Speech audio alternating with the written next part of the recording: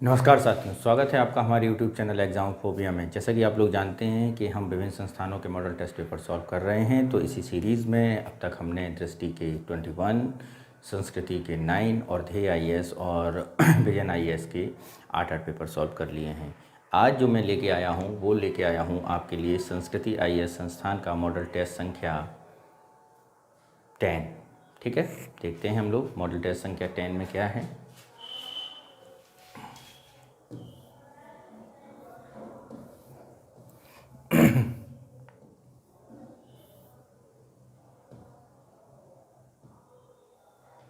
पहला क्वेश्चन क्या दिया गया है? निम्नलिखित पर विचार कीजिए।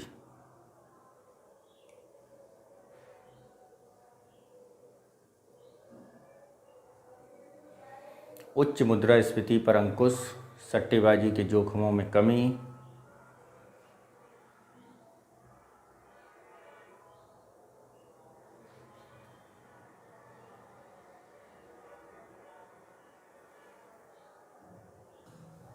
तो पहला क्वेश्चन है निम्नलिखित पर विचार कीजिए। उच्च मुद्रास्फीति पर अंकुश, 2 सट्टेबाजी की जोखिमों में कमी, 3 सरकारी अपव्यय पर नियंत्रण और 4 निवेश में वृद्धि।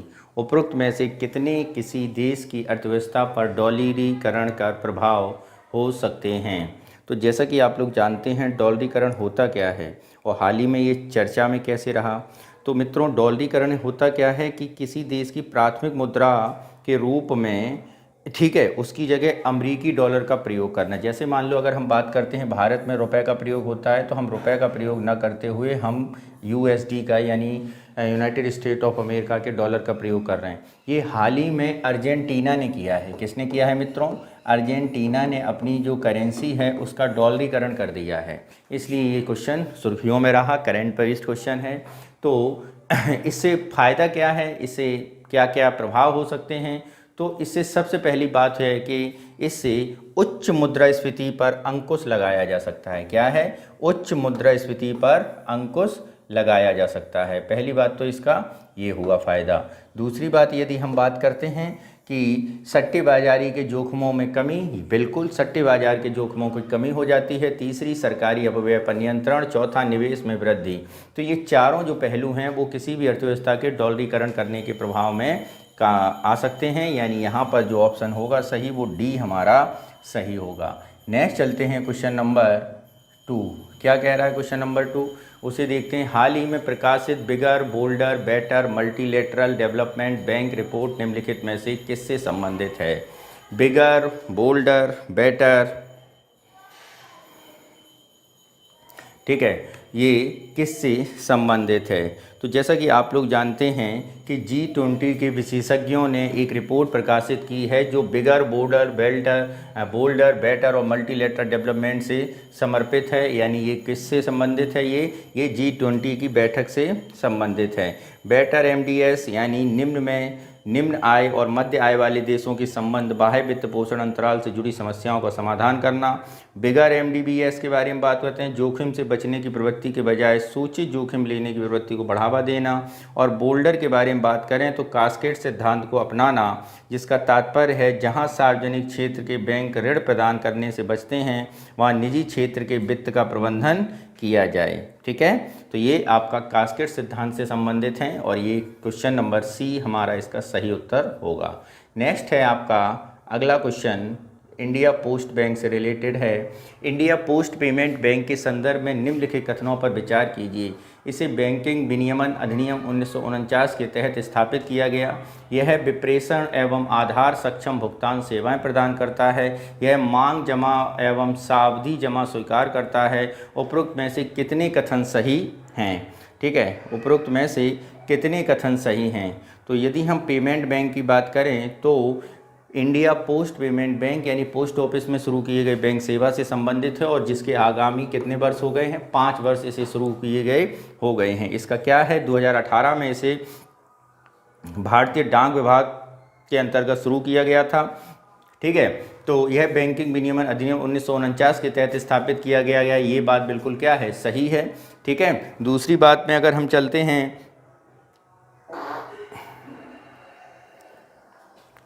यह विप्रेषण आधार सक्षम भुगतान सेवाएं प्रदान करता है। बिल्कुल ये आधार से सक्षम सेवाएं भुगतान सुधार स्वीकार करता है। तीसरी, यह मांग जमा और सब्दी जमा को स्वीकार करता है। ये बात बिल्कुल सही नहीं है। ये डिमांड ड्राफ्ट और टाइम डिपॉजिट को स्वीकार नहीं करता है। यानी स्टेटमेंट कितने सही हैं? स्टेटमेंट मित्रों हमारे यहाँ पर 2 सही हैं। तो ऑप्शन कौन सा सही होगा? ऑप्शन बी जो है हमारा सही होगा। नेक्स्ट क्वेश्चन है हमारा क्वेश्चन नंबर 4। क्या कह रहा है? प्रधानमंत्री जन धन योजना के संदर्भ में निम्नलिखित कथनों पर विचार कीजिए। इसमें परिवार के प्रत्येक सदस्य को बैंक खाता, बीमा तथा पेंशन सुविधाएं उपलब्ध कराने की अभिकल्पना की गई है। 2, इसके तहत लाभार्थियों के लिए 1 लाख रुपए की दुर्घटना बीमा कवर शामिल किया गया है।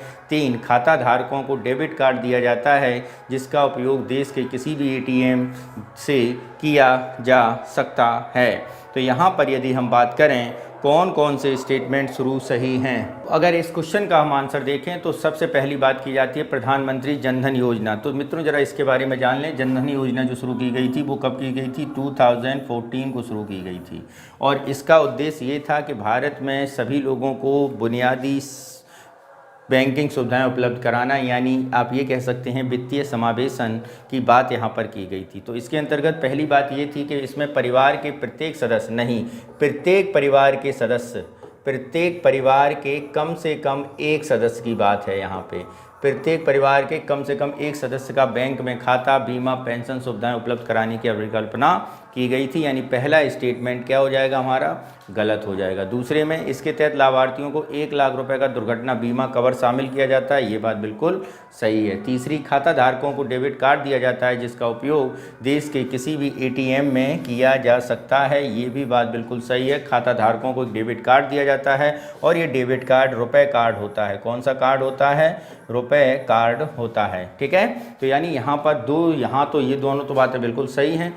आगे देखते हैं क्या है इसमें। तो आगे कह रहा है उपरोक्त में से कितने कथन सही हैं? तो मित्रों उपरोक्त में से 2 कथन सही हैं, यानी ऑप्शन बी हमारा कोया हो जाएगा, सही हो जाएगा। नेक्स्ट चलते हैं क्वेश्चन नंबर 5। क्या कह रहा है? निम्नलिखित पर विचार कीजिए। कैंसर की पहचान, अल्जाइमर की पूर्व सूचना, चिकित्सीय प्रौद्योगिकी का विकास, दवा की औषधीय प्रभाव की पहचान उपरोक्त में से कितने बायोमार्कर के अनुप्रयोग में शामिल हैं? केवल 1, केवल 2, केवल 3 और सभी 4। तो यहाँ पर यदि हम बात करें बायोमार्कर के शामिल कौन कौन हैं, तो पहले तो बात ये समझनी चाहिए कि बायोमार्कर होता क्या है। ठीक है, बायोमार्कर एक आणविक, सेलुलर या जैव रासायनिक परिवर्तन है जिसे सटीक और बार बार मापा जा सकता है और इसका उपयोग शारीरिक और रोगजनक प्रक्रियाओं या औषधीय हस्तक्षेप की प्रक्रियाओं की पहचान और निगरानी के लिए किया जाता है। ठीक है, एक जैव रासायनिक परिवर्तन है जिसके अंतर्गत हम कैंसर की पहचान करते हैं, अल्जाइमर की पहचान करते हैं, चिकित्सीय प्रौद्योगिकी का विकास और दवा के औषधीय प्रभाव की पहचान करते हैं। यानी ऑप्शन कौन सा सही होगा? डी जो है हमारा बिल्कुल सही होगा। नेक्स्ट चलते हैं क्वेश्चन नंबर 6 पर। क्या कह रहा है क्वेश्चन नंबर 6? इसे देखते हैं। भारतीय शहरी सहकारी बैंकों के संदर्भ में निम्नलिखित में से कौन से कथन सही हैं? इनका पर्यवेक्षण और विनियमन राष्ट्रीय कृषि और ग्रामीण विकास बैंक द्वारा किया जाता है। इन्हें अपने कुल ऋण का 75% प्रायोरिटी सेक्टर लैंडिंग के लिए रखना अनिवार्य है। यह इक्विटी शेयर और अधिमान शेयर जारी कर सकते हैं। नीचे दिए गए कूट का प्रयोग कर सही उत्तर चुनिए। 1 और 2, 2 और 3, 1 और 3, 1, 2, 3। तो यहाँ पर यदि हम बात करें कौन सी बात बिल्कुल सही होगी, इस पर ज़रा बात करते हैं। तो मित्रों इनका पर्यवेक्षण विनियमन राष्ट्रीय कृषि और ग्रामीण विकास बैंक के द्वारा किया जाता है। ठीक है, तो ये बात बिल्कुल गलत है। इनका विनियमन राष्ट्रीय ग्रामीण विकास बैंक द्वारा नहीं किया जाता है। इन्हें अपने कुल ऋण का 75% प्रायोरिटी सेक्टर लैंडिंग के लिए रखना अनिवार्य होता है। ये बात बिल्कुल सही है। ये इक्विटी शेयर, अधिमान शेयर जारी कर सकते हैं, ये भी बात बिल्कुल सही है। यानी यहाँ पर 2 बातें हमारी सही हैं। ऑप्शन 2 और 3 जहाँ पे मिले वो ही हमारा आंसर होगा, यानी B is the right answer. Next चलते हैं अपने अगले क्वेश्चन पर। Question number 7। क्या कह रहा है क्वेश्चन नंबर 7? इसे देखते हैं। निम्नलिखित पर विचार कीजिए। ऋण का पर्याप्त प्रवाह सुनिश्चित करना, वित्तीय स्थिरता बनाए रखना, बाह्य व्यापार को सुगम बनाना, पर्याप्त मात्रा में सिक्कों की आपूर्ति करना उपरोक्त में से कितने भारतीय रिजर्व बैंक के उद्देश्य हैं? कितने भारतीय रिजर्व बैंक के उद्देश्य हैं, ये बात यहाँ पर की जा रही है। तो भारतीय रिजर्व बैंक के बारे में बात करें यानी आरबीआई के बारे में यहाँ पूछा गया है। ऋण का पर्याप्त प्रवाह सुनिश्चित करना आरबीआई की निगरानी का काम है। वित्तीय स्थिरता बनाए रखना, मॉनेटरी पॉलिसी द्वारा आरबीआई वित्तीय स्थिरता बनाए रखती है। दूसरी, बाह्य व्यापार को सुगम बनाना यानी इंटरनेशनल जो ट्रेड होता है, बैलेंस ऑफ पेमेंट को सुगम बनाता है। पर्याप्त मात्रा में सिक्कों की आपूर्ति का काम भी आपका आरबीआई द्वारा किया जाता है। क्यों? हालांकि कुछ सिक्के आपके वित्त मंत्रालय द्वारा भी जारी किए जाते हैं, ठीक है, लेकिन आपूर्ति का मेन काम आरबीआई का ही है। यानी यहाँ पर जो है चारों बातें बिल्कुल सही हैं और ऑप्शन डी हमारा सही होगा। नेक्स्ट चलते हैं क्वेश्चन नंबर 8 पर। क्या कह रहा है क्वेश्चन नंबर 8?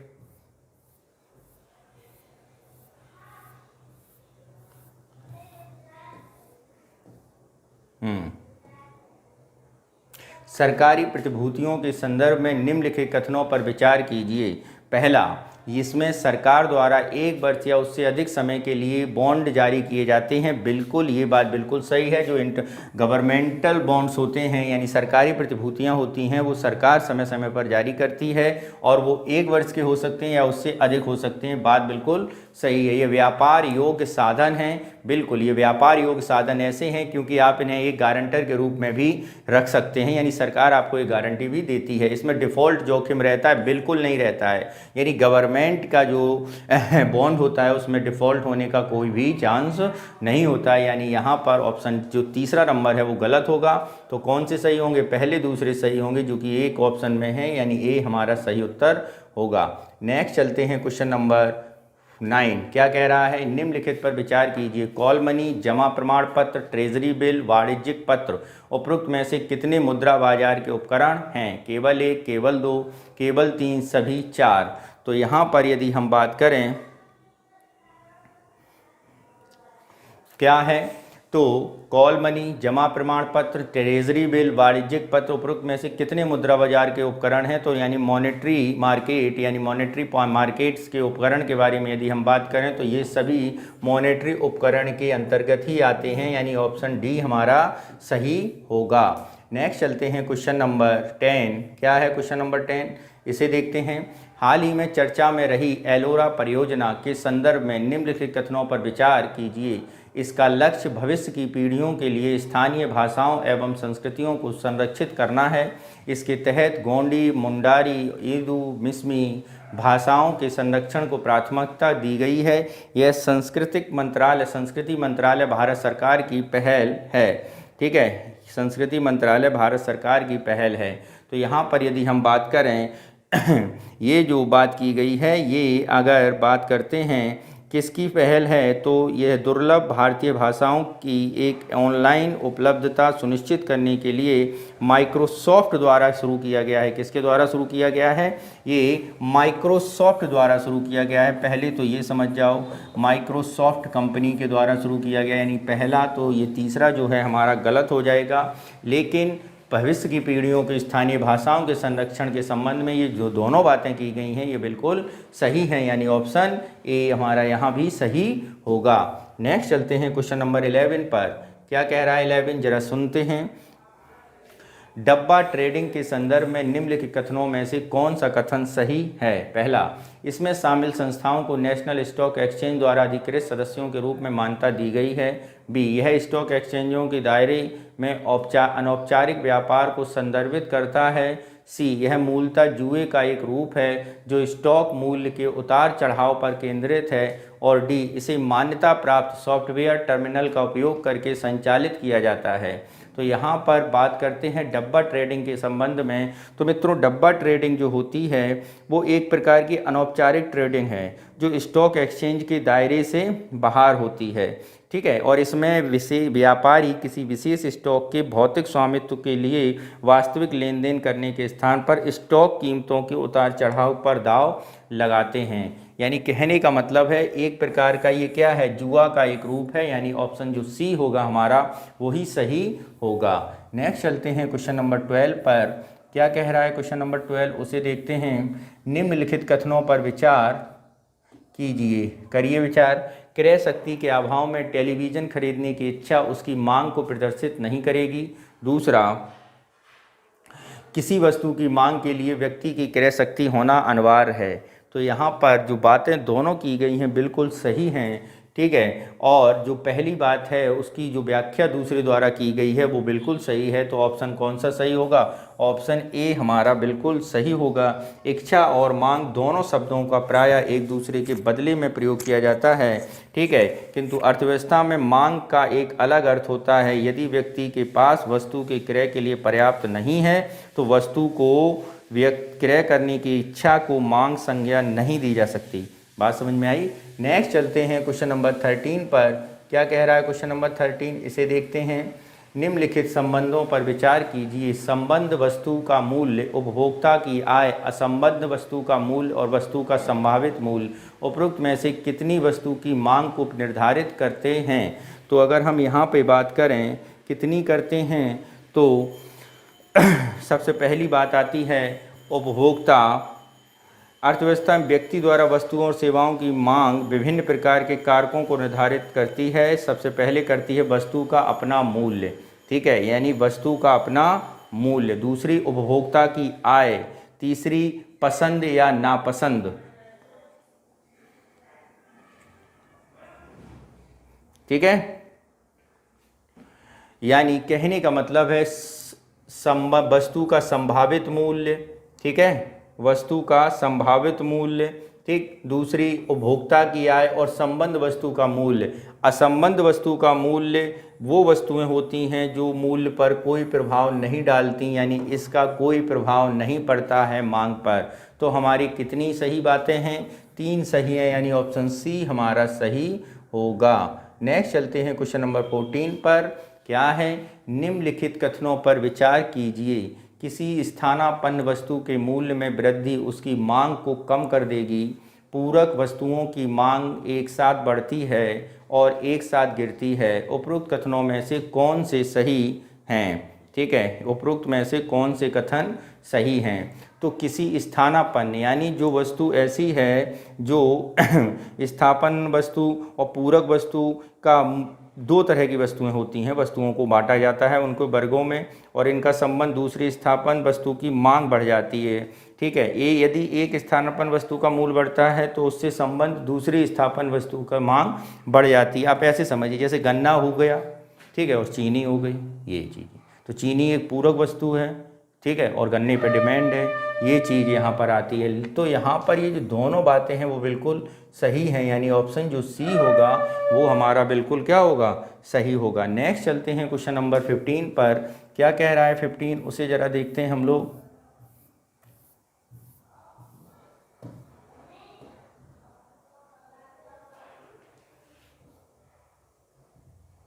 हाल ही में लॉन्च की गई त्वरित प्रक्रिया सतह से हवा में मार करने वाली मिसाइल QRSAM के संदर्भ में निम्नलिखित कथनों पर विचार कीजिए।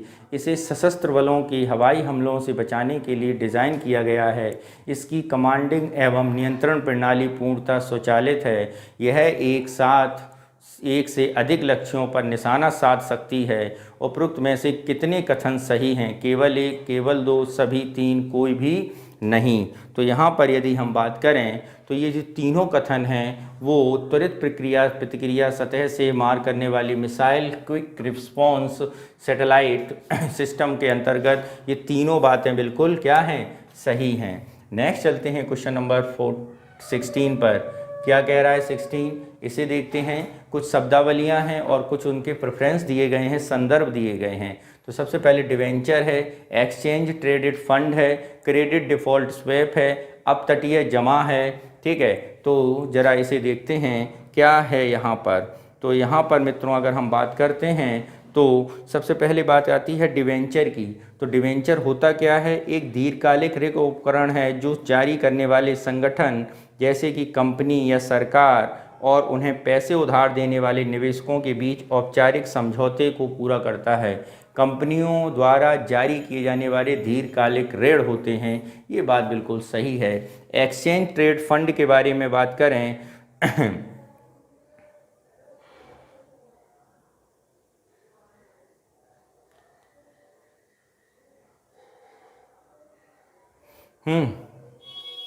एक्सचेंज ट्रेड फंड के बारे में बात करें तो प्रतिभूतियों का संग्रह, निवेश फंड जिनका व्यक्तिगत स्टॉक के समान स्टॉक एक्सचेंज या कारोबार किया जाता है, कमोडिटी सेक्टर, परिसंपत्ति वर्ग ट्रैक डिज़ाइन में किया गया है। तो ये भी बात बिल्कुल सही है।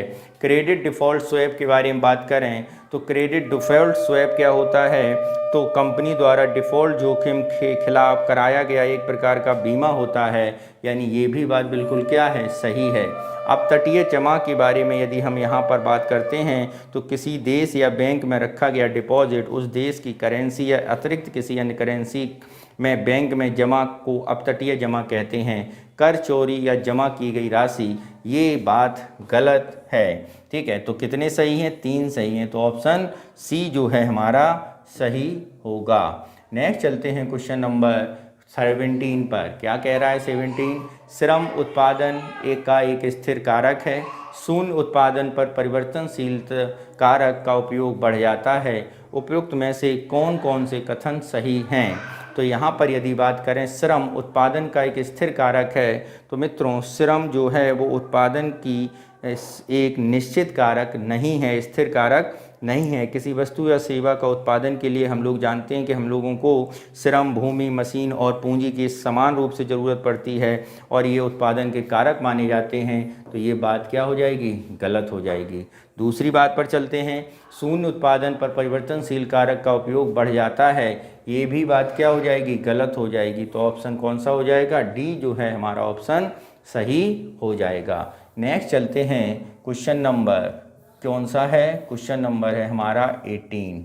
क्या कह रहा है 18, इसे समझते हैं। निम्नलिखित में से कौन से राष्ट्रीय आय की गणना में सम्मिलित किए जाते हैं? सैनिक तथा सुरक्षा सेवाएं, 2 पूंजी का उपयोग, 3 संसद सदस्यों को दिया जाने वाला भत्ता, 4 विदेशी पर्यटकों द्वारा भारत में किया गया व्यय। नीचे दी गई कूट का सही उत्तर चयन कीजिए। तो यहाँ पर यदि हम बात करें कौन सा उत्तर सही होगा, तो राष्ट्रीय आय की गणना के लिए अगर हम नेशनल इनकम के बारे में बात करें तो मित्रों नेशनल इनकम सैनिक तथा सुरक्षा की सेवाएं जो की जाती हैं वो उस नेशनल इनकम में आती हैं। पूंजी का उपयोग नेशनल इनकम के तौर पर नहीं लिया जाता है। दूसरा, संसद सदस्यों को दिया जाने भत्ता नेशनल इनकम है। विदेशी पर्यटकों द्वारा भारत में किया गया व्यय नेशनल इनकम है। तो यहाँ पर यदि हम बात करें राष्ट्रीय आय के अंतर्गत राष्ट्रीय आय, कर्मचारियों का पारिश्रमिक, ये सारी चीज़ें आती हैं। यानी ऑप्शन बी जो है हमारा बिल्कुल सही होगा। नेक्स्ट चलते हैं क्वेश्चन नंबर 19 पर। क्या है, निम्नलिखित में से कौन से आर्थिक समृद्धि को निर्धारित करने वाले आर्थिक कारक हैं? 1 प्राकृतिक संसाधन, 2 पूंजी निर्माण, 3 तकनीकी उन्नति, 4 शिक्षा व भौतिक उन्नति। नीचे दिए गए कूट का प्रयोग कर सही उत्तर चुनिए। तो यहाँ पर यदि हम बात करें सही उत्तर चुनना है तो यहाँ पर मित्रों क्या है, निम्नलिखित में आर्थिक समृद्धि को निर्धारित करते हैं आपके यहाँ के नेशनल रिसोर्सेज करते हैं, आपके यहाँ के पूंजी निर्माण कितना हो रहा है, यानी आपकी जो कैपिटल है वो कितनी बनाई जा रही है, तकनीकी उन्नति कितनी है। ठीक है, शिक्षा और भौतिक उन्नति किसी भी देश की आर्थिक समृद्धि का कारक नहीं हो सकता है, ये कारक नहीं हो सकता। यानी ऑप्शन ए हमारा बिल्कुल सही होगा। आप ऐसे समझ सकते हैं कि भारत की एजुकेशन रेट 75% प्लस ज़्यादा है, फिर भी भारत में जो आर्थिक समृद्धि है वो एक समान रूप से नहीं है। ठीक है, नेक्स्ट चलते हैं क्वेश्चन नंबर 20।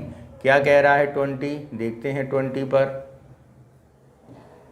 हाल ही में चर्चा रहे क्वासी क्रिस्टल के संदर्भ में निम्नलिखित पर विचार कीजिए। सर्जिकल उपकरण होते हैं, एलईडी लाइट्स होती हैं, नॉन स्टिंग फ्राइंग पैन होते हैं, ब्रॉड वेवलेंथ रिफ्लेक्टर होते हैं, एरोस्पेस उद्योग होते हैं। उपरोक्त में से कितने क्वासी क्रिस्टल का उपयोग किया जा सकता है?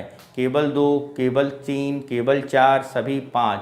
तो क्वासी क्रिस्टल के बारे में यहाँ पर बात की गई है, इस पर बात कर लेते हैं। तो ये जो क्वासी क्रिस्टल हैं, अगर हम बात करें जो अध्ययन में पता चला है, मध्य नेब्रास्का यूएसए के सैंड हिल्स में 12 गुना समरूपता वाले एक नए प्रकार के क्वासी क्रिस्टल की खोज की गई है। और क्रिस्टल आकस्मिक विद्युत निर्माण यानी आकाशीय बिजली से गिरने के दौरान बनता है। 1982 में वैज्ञानिक डैन सेचटमैन यानी सेचटमैन ने क्वार्ट्ज क्रिस्टल की खोज की और 2011 में रसायन का नोबेल पुरस्कार भी उन्हें दिया गया है। तो यानी क्वार्ट्ज क्रिस्टल कब बनते हैं? जब आकाशीय बिजली कहीं पर गिरती है तो अचानक से जो एलिमेंट बनता है वो क्वार्ट्ज क्रिस्टल के तौर पर जाना जाता है। तो उसके लिए ये सारी बातें बिल्कुल सही हैं, यानी ऑप्शन जो है हमारा बिल्कुल सही होगा डी। कौन सा सही होगा? डी। नेक्स्ट चलते हैं क्वेश्चन नंबर 21 पर। क्या है 21 उसे देखते हैं हम लोग।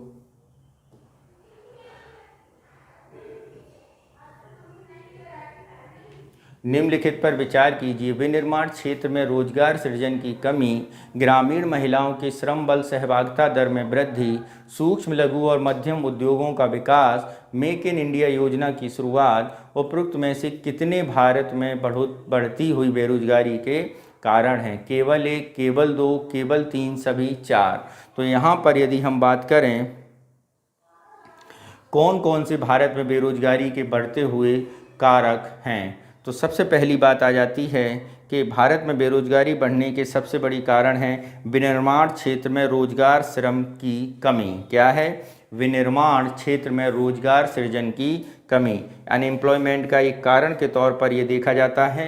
दूसरा, ग्रामीण महिलाओं की श्रम बल की सहभागिता में वृद्धि, ये कोई बेरोजगारी बढ़ने का कारण नहीं है, ये बेरोजगारी कम करने का कारण है। तो ये बात तो यहाँ पर कमी होने के इंडिकेट करता है। दूसरा, लघु और सूक्ष्म एमएसएमई का जब विकास होगा तो भारत में बेरोजगारी क्या होगी? कम होगी। तो ये भी स्टेटमेंट क्या हो जाएगा? गलत हो जाएगा। दूसरा, मेक इन इंडिया योजना के अंतर्गत नए उद्यम लगाए जा रहे हैं, तो ये भी क्या है हमारा? गलत हो जाएगा। तो यहाँ पर केवल एक सही है, ऑप्शन ए हमारा क्या होगा? सही होगा। नेक्स्ट चलते हैं क्वेश्चन नंबर 22। ई श्रम पोर्टल के संदर्भ में निम्नलिखित कथनों पर विचार कीजिए। इसे कौशल विकास एवं उद्यमिता मंत्रालय ने लॉन्च किया है। यह असंगठित श्रमिकों का राष्ट्रीय डेटाबेस तैयार करता है। इसे नेशनल करियर सर्विस एवं असीम पोर्टल के साथ जोड़ा गया है। उपरोक्त में से कितने कथन सही हैं? केवल एक, केवल दो, सभी तीन, कोई भी नहीं। तो यहाँ पर यदि हम बात करें ई श्रम पोर्टल, श्रम व रोजगार मंत्रालय ने असंगठित श्रमिकों को राष्ट्रीय डेटाबेस सृजन के लिए ई श्रम पोर्टल का विकास किया है, जिसे आधार के साथ सत्यापित किया जाता है। इसमें श्रमिकों की रोजगार परकता की अधिकतम प्राप्ति करने के लिए उन्हें सामाजिक सुरक्षा योजनाओं का लाभ प्रदान करने के लिए उनके नाम, पेशा, पता, व्यवसाय के प्रकार, शैक्षणिक योग्यता, कौशल प्रकार आदि विवरणों को संकलित किया जाता है। ठीक है, यानी कौशल योग्यता उद्यम मंत्रालय द्वारा इसे लॉन्च नहीं किया गया था। इसे लॉन्च किया गया था किसके लिए? इसे जो ठीक है, यह असंगठित श्रमिकों का राष्ट्रीय डेटाबेस है, ये बात बिल्कुल सही है। इसे नेशनल कैरियर सर्विस और असीम पोर्टल के साथ जोड़ा गया है। इसे नेशनल कैरियर सर्विस और असीम पोर्टल के साथ जोड़ा गया, ये भी बात बिल्कुल सही है। यानी कितने स्टेटमेंट सही हैं? दो स्टेटमेंट सही हैं, यानी ऑप्शन ए हमारा बी सही होगा। श्रम और रोजगार मंत्रालय, और यहाँ पर क्या कह रहे हैं? कौशल विकास मंत्रालय। तो ये किसके द्वारा था? श्रम रोजगार मंत्रालय द्वारा। ठीक है, समझे। नेक्स्ट चलते हैं क्वेश्चन नंबर 23 पर। क्या है 23? इसे जरा देखते हैं। निम्नलिखित कथनों पर विचार कीजिए। प्रच्छन्न बेरोजगारी की स्थिति तब उत्पन्न होती है जब बाजार में प्रचलित मजदूरी पर कार्य करने के लिए तैयार व्यक्ति को रोजगार नहीं मिलता है। 2. उत्पादन के इष्टतम स्तर को प्राप्त करने के लिए आवश्यक लोगों की संख्या से अधिक लोग कृषि कार्य में संलग्न होते हैं। उपरोक्त कथनों में से कौन से कथन सही हैं? तो यहाँ पर यदि हम बात करें, बाजार में प्रचलित मजदूरी पर कार्य करने के लिए तैयार व्यक्ति को रोजगार नहीं मिलता, प्रच्छन्न बेरोजगारी नहीं, ये बात बिल्कुल नहीं है, ये बात बिल्कुल गलत है। उत्पादन के इष्टतम स्तर को प्राप्त करने के लिए आवश्यक लोगों की संख्या से अधिक लोग कृषि कार्य में संलग्न हों, ये प्रच्छन्न बेरोजगारी का एक कारण है। ये बात बिल्कुल सही है। प्रच्छन्न बेरोजगारी वही होती है जब किसी कार्य को जहां एक लोग करने में सक्षम है फिर भी पूरा परिवार लगा हुआ है, तो उसमें छुपी हुई बेरोजगारी को ही हम लोग क्या कहते हैं, प्रच्छन्न बेरोजगारी कहते हैं। नेक्स्ट चलते हैं क्वेश्चन नंबर 24 पर। क्या है 24, उसे देखते हैं। निम्नलिखित में कौन सा सिक्योर्ड ओवरनाइट फाइनेंसिंग रेट के सही रूप को निर्दिष्ट करता है? पहला, भारतीय और अमेरिकी बॉन्ड के बीच ब्याज दर का अंतर। दूसरा, जब शेयर बाजार में भविष्य में व्यापार भुगतान के लिए तय की गई दर। तीसरा, रिजर्व बैंक द्वारा बैंकिंग क्षेत्र को वायदा भुगतान के लिए दिया जाने वाला ऋण। चौथा, यूएस डॉलर में मूल्य वर्धित डेरिवेटिव और लोन के निर्धारण हेतु बेंचमार्क ब्याज दर। तो यहाँ पर यदि हम बात करें तो सिक्योर्ड ओवरनाइट फाइनेंसिंग रेट होती क्या है? तो यूके के फेडरल रिजर्व नियामक के अनुसार लिबोर को 30 जून 2023 को चरणबद्ध तरीके से समाप्त कर दिया गया है और उसकी जगह सिक्योर्ड ओवरनाइट फाइनेंसिंग रेट ने ले ली है। इसका प्रयोग बैंकों द्वारा उपयोग किए जाने वाली एक प्रमुख ब्याज दर है जिसका उपयोग यूएस डॉलर में मूल्यवर्धित डेरिवेटिव के लिए तौर पर किया जाएगा। यानी ऑप्शन जो डी है वो हमारा सही होगा। यानी यूके ने अब क्या कर दिया है, लिबोर की जगह किसका प्रयोग करने, लिक्विडिटी की जगह अब सिक्योर्ड ओवरनाइट का प्रयोग करने लगे हैं। नेक्स्ट चलते हैं क्वेश्चन नंबर 25 पर। क्या है 25, उसे देखते हैं। हाल ही में मसाला बोर्ड द्वारा देश भर में फसल विशिष्ट मसाला पार्क स्थापित किए गए और इस संदर्भ में निम्नलिखित युग्मों पर विचार कीजिए। मसाला पार्क संबंधित मसाला रायबरेली, पौधीना, गुना, धनिया, गुंटूर, जीरा, जोधपुर, मिर्च। उपरोक्त में से कितने युग्म सही हैं? जैसा कि आप लोग जानते हैं कि हाल ही में सरकार ने मसाला बॉन्डों को जारी किया था और इन मसाला बॉन्डों के अंतर्गत जो क्षेत्र थे जो जिसके लिए जाने जाते थे उन क्षेत्रों में इन्हें स्थापित किए गए हैं। भारतीय मसाला बोर्ड के बारे में यदि हम बात करें तो देश भर में 8 विशिष्ट मसाला क्षेत्र स्थापित किए गए हैं। क्या? 8 विशिष्ट मसाला क्षेत्र। ठीक है, तो रायबरेली बिल्कुल किया गया है, पौधीने के लिए बिल्कुल सही है। गुना की अगर हम बात करें धनिया के लिए किया गया है, बिल्कुल सही है। गुंटूर की बात करें तो ये गुंटूर मित्रों जो है वो मिर्च के लिए किया गया है। ठीक है, किसके लिए? मिर्च के लिए। जोधपुर के बारे में बात करें तो जोधपुर यानी जीरा के लिए किया गया है। किसके लिए किया गया है? जीरा के लिए। तो ये दोनों गलत हो गए। और इसके अलावा क्या हैं? 4 और हैं, उन्हें ज़रा देख लेते हैं। जैसे आपका छिंदवाड़ा है। क्या है मित्रों? छिंदवाड़ा जो कहाँ पर है? ये एमपी में है छिंदवाड़ा। और छिंदवाड़ा लहसुन और मिर्च के लिए किया गया है। किसके लिए मित्रों? लहसुन और मिर्च के लिए किया गया है। ऐसे ही अगर हम बात करें राजगंज मंडी के बारे में बात करें जो कि राजस्थान में है, राजगंज मंडी। ठीक है, तो राजगंज मंडी जो है मित्रों वो धनिया के लिए बाजार तैयार किया गया है। ठीक है, और इसके बाद अगर हम बात करते हैं पुट्टाडी, किससे? पुट्टाडी जो केरल में है। कहाँ पर है? केरल में। तो केरल में आप जानते हो किसके लिए होगा? पहली बात तो इलायची के लिए तो हो गई, इलायची और काली मिर्च के लिए ये यहाँ पर किया गया है, काली मिर्च यवन। ठीक है, और दूसरा आपका शिवगंगा का, शिवगंगा जो तमिलनाडु में है वो हल्दी के लिए और किसके लिए है? और मिर्च के लिए है। किसके लिए? हल्दी और मिर्च के लिए। यानी ये 8 पार्क बनाए हैं और इन 8 पार्कों का ये पूरा विश्लेषण रहा। यानी 4 ये हैं और 4 ये हैं। रायबरेली पौधीना के लिए, गुना धनिया के लिए, गुंटूर मिर्च के लिए, जोधपुर जीरा के लिए, छिंदवाड़ा लहसुन और मिर्च के लिए, राजगंज मंडी धनिया के लिए राजस्थान में है, पुट्टाडी केरल इलायची और काली मिर्च के लिए, शिवगंगा हल्दी और मिर्च के लिए। यानी यहाँ पर यदि हम इस क्वेश्चन में आते हैं लौट के तो कितने सही हैं? 2 सही हैं। तो ऑप्शन कौन सा सही होगा? बी हमारा सही उत्तर होगा। नेक्स्ट चलते हैं क्वेश्चन नंबर 26 पर।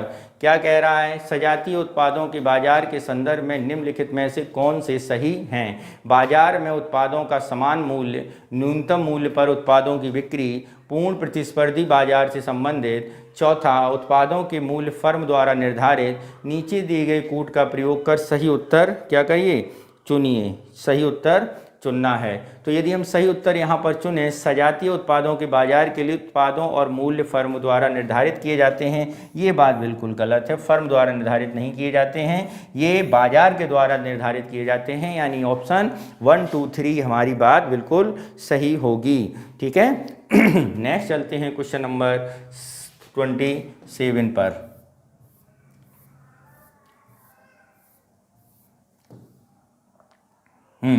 क्या है? निम्नलिखित कथनों पर विचार कीजिए। एकाधिकारवादी फर्म उत्पादन के निपुण नियंत्रण रखती है। एकाधिकारवादी बाजार में किसी वस्तु के विक्रेता की संख्या 1 होती है। उपरोक्त कथनों में से कौन से कथन सही एक हैं? तो एकाधिकार वाली बात करें तो बाजार की एक ऐसी संरचना होती है जिसमें एक अकेला विक्रेता फर्मों द्वारा उत्पादित वस्तु या कोई स्थानापन्न नहीं होता तथा विक्रेताओं में होने वाली एकाधिकारी वस्तु की कीमत पर पूरा नियंत्रण होता है। तो यहाँ पर ये जो बातें की गई हैं बिल्कुल सही हैं। तो ऑप्शन कौन सा सही होगा? ए ऑप्शन हमारा सही होगा। नेक्स्ट चलते हैं क्वेश्चन नंबर 28। क्या है? निम्नलिखित कथनों पर विचार कीजिए। उत्पादन के कारकों का मूल, उद्योग से जुड़ी इकाइयों की संख्या, संबंध, वस्तुओं की कीमत, तकनीकी नवाचार, कराधान नीति उपरोक्त में से कितनी वस्तु की आपूर्ति के निर्धारक हैं? केवल 2, केवल 3, केवल 4 और सभी 5। तो यहाँ पर बात करते हैं तो ये वस्तु की आपूर्ति के जो निर्धारक हैं यानी ये पाँचों बिल्कुल सही हैं। नेक्स्ट चलते हैं क्वेश्चन नंबर 29। निम्नलिखित कथनों पर विचार कीजिए। एक अल्पाधिकारवादी बाजार में फर्मों की संख्या सीमित होती है, वस्तु के ग्राहकों की संख्या अधिक होती है, फर्मों द्वारा कार्टेल का निर्माण किया जाता है। उपरोक्त में से कितने कथन सही हैं? केवल 1, केवल 2, सभी 3 और कोई भी नहीं। तो यहाँ पर यदि हम बात करें कौन सा कथन सही है तो ये जो तीनों कथनों की बात की गई है, तीनों कथन क्या हैं? बिल्कुल सही हैं। नेक्स्ट चलते हैं क्वेश्चन नंबर 30 पर। क्या कह रहा है 30? उसे देखते हैं। वैश्विक ईंधन गठबंधन के संदर्भ में निम्नलिखित कथनों पर विचार कीजिए। क्या करिए? निम्नलिखित कथनों पर विचार कीजिए। पहला, इसका उद्देश्य उभरती अर्थव्यवस्थाओं में जैव ईंधन का उपयोग को बढ़ावा देना और जैव ऊर्जा पहुंच को विस्तार करना है। इसे भारत की G20 अध्यक्षता के तहत प्राथमिकताओं में शामिल किया गया है। 3, भारत ने वर्ष 2030 तक 50% ऊर्जा जैव ईंधन से प्राप्त करने का लक्ष्य निर्धारित किया है। उपरोक्त कथनों में से कौन से कथन सही हैं? कौन से कथन सही हैं? तो यहाँ पर यदि हम बात करें वैश्विक जैव ईंधन गठबंधन जो बायोडीजल से संबंधित है, ठीक है, इसके संबंध में अर्थव्यवस्थाओं ने जैव ईंधन के प्रयोग के बारे में बात की है। तो ये जो दोनों बातें हैं बिल्कुल सही हैं, जबकि तीसरी बात बिल्कुल गलत है। भारत ने जो अपना लक्ष्य रखा है वो भारत ने 10% एथनॉल, ठीक है, 2030 तक 20% एथनॉल ऊर्जा के तौर पर बात करने की बात कही है। तो यहाँ पर कितना होगा? यहाँ पर ए ऑप्शन सही होगा। नेक्स्ट चलते हैं क्वेश्चन नंबर 31 पर। क्या है 31? इसे देखते हैं।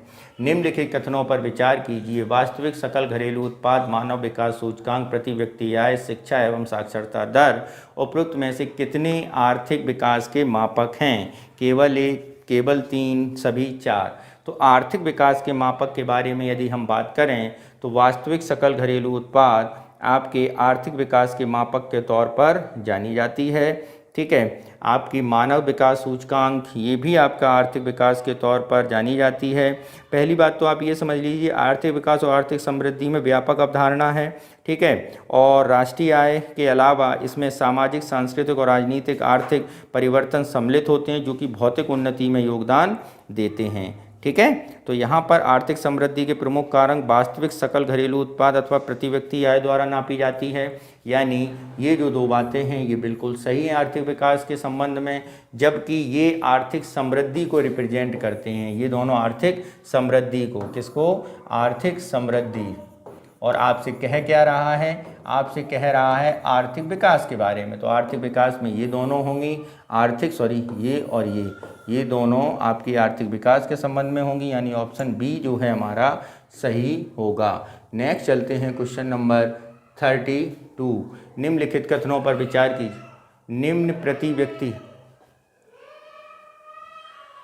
उच्च जनसंख्या वृद्धि दर, पूंजी निर्माण की निम्न दर, बेरोजगारी की उच्च दर। उपरोक्त में से कितनी विकासशील देशों की विशेषताएं हैं? केवल एक, केवल दो, केवल तीन, सभी चार। तो यहाँ पर यदि हम बात करें विकासशील देश की विशेषताओं के तौर पर निम्न प्रति व्यक्ति आय होती है, बिल्कुल सही है।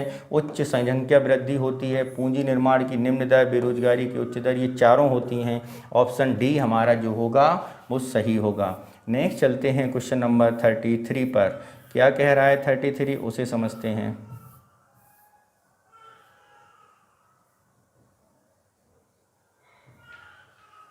निम्नलिखित कथनों पर विचार कीजिए। अल्प विकसित देशों में जनसंख्या में वृद्धि आर्थिक समृद्धि को निष्प्रभावी बना देती है।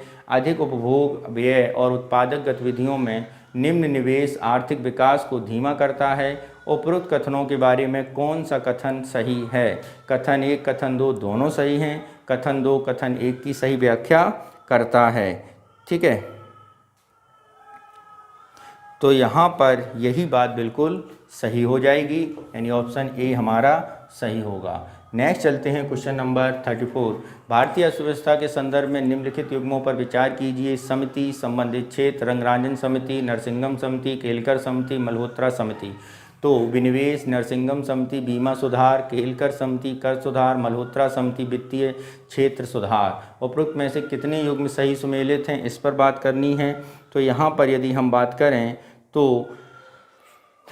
पहली जो समिति दी गई है रंगराजन समिति 1993 में बनी थी और वो इन्वेस्टमेंट के ही संबंध में बनी थी, सही है। नरसिंगम समिति के बारे में यदि हम बात करें तो नरसिंगम समिति वित्तीय क्षेत्र की सुधार की स्थापना के लिए किया गया था। किसके लिए? वित्तीय क्षेत्र के सुधार के लिए, न कि बीमा के लिए। ठीक है। केलकर समिति के बारे में बात करें तो केलकर समिति कर सुधार के लिए बनाई गई थी 2015 में, बिल्कुल सही है। ठीक है। मल्होत्रा समिति के बारे में बात करें तो ये बीमा के लिए बनाई गई थी। किसके लिए? बीमा के लिए, यानी ये इसके लिए थी, ये इसके लिए थी। तो 2 और 4 गलत हैं, 2 सही हैं, यानी ऑप्शन बी हमारा सही होगा। नेक्स्ट चलते हैं क्वेश्चन नंबर 35। क्या कह रहा है? हाल ही में चर्चा में रहे पेरिस क्लब के संदर्भ में निम्नलिखित कथनों पर विचार कीजिए। ये आधिकारिक ऋणदाताओं का एक समूह है। इसका उद्देश्य कर्जदार राष्ट्रों की भुगतान संबंधी समस्याओं को व्यवहारिक समाधान खोजना है। भारत इसके स्थायी सदस्य देशों में शामिल है। उपरोक्त में से कितने कथन सही हैं? केवल एक, केवल दो, सभी तीन, कोई भी नहीं। तो यहाँ पर यदि हम बात करें तो पेरिस क्लब आधिकारिक लेनदारों का अनौपचारिक समूह है जिसकी भूमिका देनदार देशों के अनुभव में दी जाने वाली भुगतान कठिनाइयों के लिए समन्वित और टिकाऊ समाधान ढूंढता है। ठीक है। तो आधिकारिक ऋणदाताओं का समूह बिल्कुल सही है। इसका उद्देश्य कर्जदार राष्ट्रों के भुगतान संबंधी समस्याओं की व्यवहारिक समाधान खोजना, बिल्कुल सही है। भारत इसका स्थायी सदस्य है। तो इस क्लब में अगर हम बात करें कुल 22 सदस्य हैं और भारत इसके स्थायी सदस्यों में शामिल नहीं है। ये बात गलत होगी, 2 बातें सही होंगी। बी ऑप्शन हमारा सही होगा। नेक्स्ट चलते हैं क्वेश्चन नंबर 36 पर। क्या कह रहा है 36? हाँ, निम्नलिखित में कौन से उपाय खाद्य मुद्रास्फीति के नियंत्रित करने में सहायक हैं? निर्यात पर रोक, प्रत्यक्ष लाभ हस्तांतरण, स्टॉक बीमा, सीमा का निर्धारण, न्यूनतम समर्थन मूल्य पर फसलों की खरीद, पीएम किसान सम्मान निधि में वृद्धि। नीचे दी गई कूट का प्रयोग कर सही उत्तर चुनिए। तो यहाँ पर यदि हम बात करें, ये जो चारों बातें की गई हैं उनमें केवल खाद्य मुद्रास्फीति को नियंत्रित करने के लिए इसे छोड़कर ये चारों बातें बिल्कुल सही हैं, यानी ऑप्शन बी हमारा सही हो जाएगा। नेक्स्ट चलते हैं क्वेश्चन नंबर 37 पर। क्या है 37? मूल्य सीमा के संदर्भ में निम्नलिखित कथनों पर विचार कीजिए। इसे उत्पादक फर्मों द्वारा निर्धारित किया जाता है। इसका उद्देश्य निम्न आय वर्ग के हितों को संरक्षित करना है। ठीक है। उपरोक्त कथनों में से कौन से सही हैं? केवल एक, केवल दो, एक और दो, दोनों, ना एक ना दो। तो यहाँ पर यदि हम बात करें कौन से कथन सही हैं इसके संबंध में, तो यहाँ पर मित्रों केवल एक कथन सही है और वो कथन है निम्न आय वर्ग के हितों को संरक्षित करना। इसका फर्मों के निर्धारित द्वारा नहीं होता है। ऑप्शन बी हमारा क्या होगा? सही होगा। ठीक है। क्या? ऑप्शन बी हमारा सही होगा।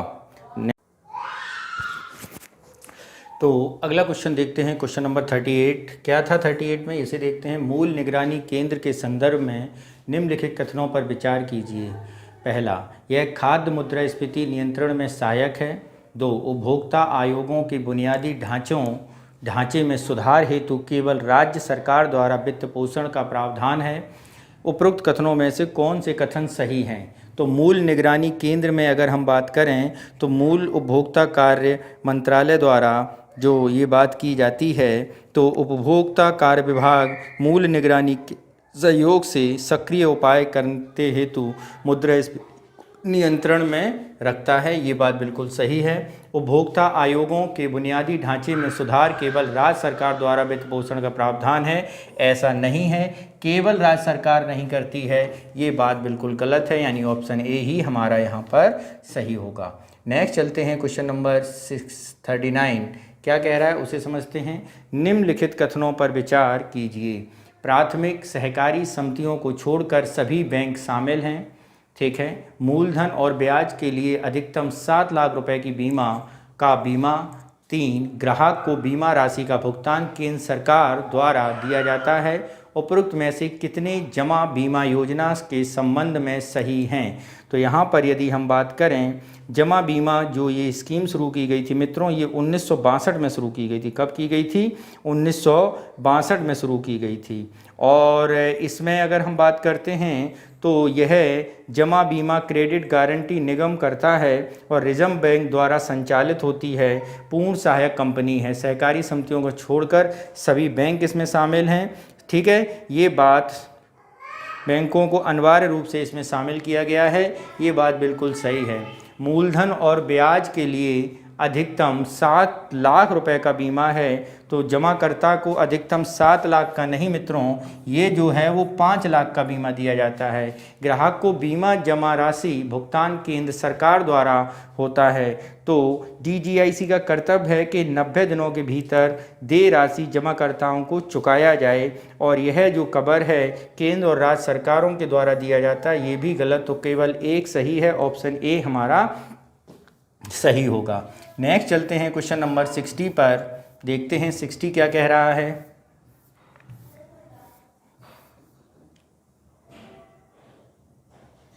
क्या है 60? स्थानीय शहरी निकाय द्वारा जारी किए जाने वाले म्युनिसिपल बॉन्ड्स के प्रभावों के संदर्भ में निम्नलिखित कथनों पर विचार कीजिए। क्या है? वित्तीय अनुशासन के लिए किया जाता है, बिल्कुल सही है।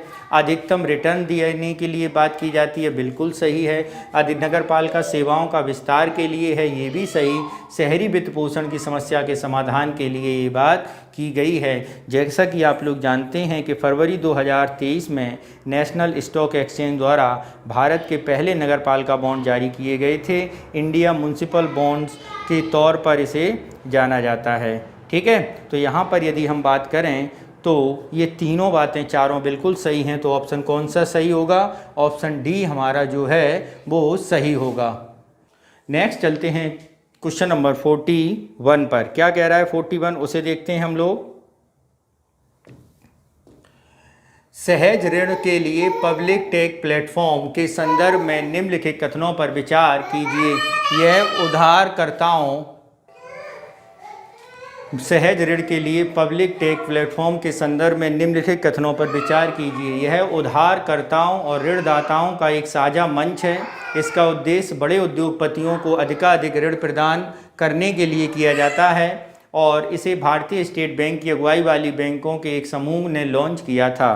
तो सहज ऋण के बारे में यदि हम बात करें तो ये जो सहज ऋण है, इसमें उधारकर्ताओं को ऋणदाताओं का एक साझा मंच है। ये बात बिल्कुल उधारकर्ताओं और ऋणदाताओं का एक मंच है, बिल्कुल बात सही है। बड़े उद्योगपतियों को अधिकाधिक ऋण प्रदान किए जाते हैं। तो अगर हम बड़े उद्योगपतियों के बारे में बात करें तो इसे बड़े उद्योगपतियों को नहीं, इसमें के लिए MSME में काम करने वाले या MSE लगाने वालों को दिया जाता है, इसलिए कथन है गलत। तीसरी बात ये बात करते हैं कि ये जो दिया जा रहा है ये किसके द्वारा दिया जा रहा है? ठीक है, ये बात कर रहे हैं कि ये स्टेट बैंक की अगुवाई वाली बैंकों को द्वारा दिया जा रहा है। तो ये बात भी क्या है? पूर्णतः गलत है। तो कितना सही है? केवल एक सही है, ऑप्शन ए हमारा सही हो जाएगा। नेक्स्ट चलते हैं क्वेश्चन नंबर 42 42 पर। क्या है 42, उसे देखते हैं। वित्तीय स्थिरता बोर्ड के संदर्भ में निम्नलिखित कथनों पर विचार कीजिए। विभिन्न देशों के केंद्रीय बैंक और वित्त मंत्रालय इसके सदस्य हैं। इसने क्रिप्टो परिसंपत्तियों को पूर्णतः प्रतिबंधित करने की सिफारिश की है। उपरोक्त कथनों पर विचार कीजिए। ठीक है, तो पहला है विभिन्न देशों से संबंधित। ठीक है, केंद्रीय बैंक और वित्त मंत्रालय इसके सदस्य हैं, ये बात क्या है, बिल्कुल सही है। इसमें क्रिप्टो परिसंपत्तियों को पूर्णतः प्रतिबंधित करने की सिफारिश की है, ये बात गलत है, ऐसी सिफारिश अभी नहीं की गई है। ऑप्शन ए हमारा सही होगा। नेक्स्ट चलते हैं क्वेश्चन नंबर 43। क्या कह रहा है? कथन 1, वित्त वर्ष 2023 की प्रथम छमाही में भारतीय रुपए की विनिमय दर प्रतिकूल रूप से प्रभावित हुई। क्यों प्रभावित हुई, इस पर विचार करते हैं। क्या कह रहा है ये? खाद्य तेलों की बढ़ती अंतर्राष्ट्रीय कीमतों का अस्थायी प्रभाव घरेलू कीमतों पर परिलक्षित होता है। यही कारण था कि पहली छमाही में भारतीय रुपए की प्रतिकूल प्रभाव इस पर पड़ा था। यानी ये दोनों बातें बिल्कुल क्या हैं, सही हैं। ठीक है, देखते हैं इसमें क्या ऑप्शन दिया गया है।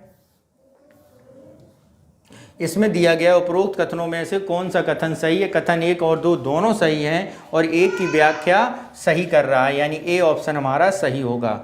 नेक्स्ट चलते हैं क्वेश्चन नंबर 44। ई नाम पोर्टल के संदर्भ में निम्नलिखित कथनों पर विचार कीजिए। पहला, यह Akhil Bharatiya electronic trading portal है। दूसरा, यह कृषि उपज बाजार समिति मंडियों को एक साथ जोड़ता है। कृषि जिन्सों के लिए यह एकीकृत राष्ट्रीय बाजार उपलब्ध कराता है। यह किसानों के बैंक खाता विवरण से जुड़ी समस्याओं का समाधान करता है। तो यहाँ पर यदि हम बात करें कौन सी बात बिल्कुल सही होगी, इसके बारे में बात की गई है। तो यहाँ पर जो बात की गई है, यह Akhil Bharatiya electronic trading portal है। ये ई नेम बिल्कुल सही है। नेशनल एग्रीकल्चर मार्केट के नाम से इसे जाना जाता है और उसे 2016 में मित्रों शुरू किया गया था। यानी पहला स्टेटमेंट बिल्कुल सही है। यह कृषि उपज बाजार समिति मंडियों को आपस में जोड़ता है, ये भी बात जो है मित्रों बिल्कुल सही है। कृषि जिन्सों के लिए यह एकीकृत राष्ट्रीय बाजार उपलब्ध कराता है, ये भी बात क्या है, बिल्कुल सही है। दूसरी, यह किसानों को बैंक खाता विवरण से जुड़ी समस्याओं का समाधान करता है। नहीं, बैंक खाता जुड़ी समस्याओं का समाधान नहीं करता, बल्कि उनके उत्पाद के उचित मूल्य प्राप्त कराने में सहायता करता है। यहाँ पर तीसरा ऑप्शन सही होगा, यानी 3 स्टेटमेंट सही हैं। नेक्स्ट चलते हैं क्वेश्चन नंबर 45 पर। महिला सम्मान सेविंग सर्टिफिकेट यानी स्कीम के अंतर्गत निम्नलिखित कथनों पर विचार कीजिए। क्या है महिला? तो मित्रों पहला स्टेटमेंट दिया जा रहा है, यह 2 वर्षों की अवधि के लिए संचालित one time small saving scheme है। ये बात बिल्कुल सही है, स्मॉल सेविंग स्कीम है 2 वर्षों के लिए, इसमें कोई शक नहीं है। ऑप्शन 1 हमारा बिल्कुल सही है। इसके तहत 2 लाख रुपए की निवेश पर 7.5% ब्याज प्रदान किया जाएगा, ये भी बात बिल्कुल सही है। इसमें 7.5% ब्याज दिया जाएगा, जिससे 50,000, 1 लाख और 2 लाख रुपए के निवेश पर 7.5% होगा, ये बात बिल्कुल सही है। इसकी परिपक्व अवधि पहले आंशिक निकासी का प्रावधान नहीं था, तो इसकी परिपक्व अवधि की अगर हम बात करें तो 1 वर्ष पूरा होने के बाद इसमें से 40% निकाला जा सकता है, ये बात बिल्कुल गलत है। तो कितने सही हैं? 1 और 2 बिल्कुल सही हैं, यानी ऑप्शन ए हमारा सही होगा। नेक्स्ट चलते हैं क्वेश्चन नंबर 46 पर।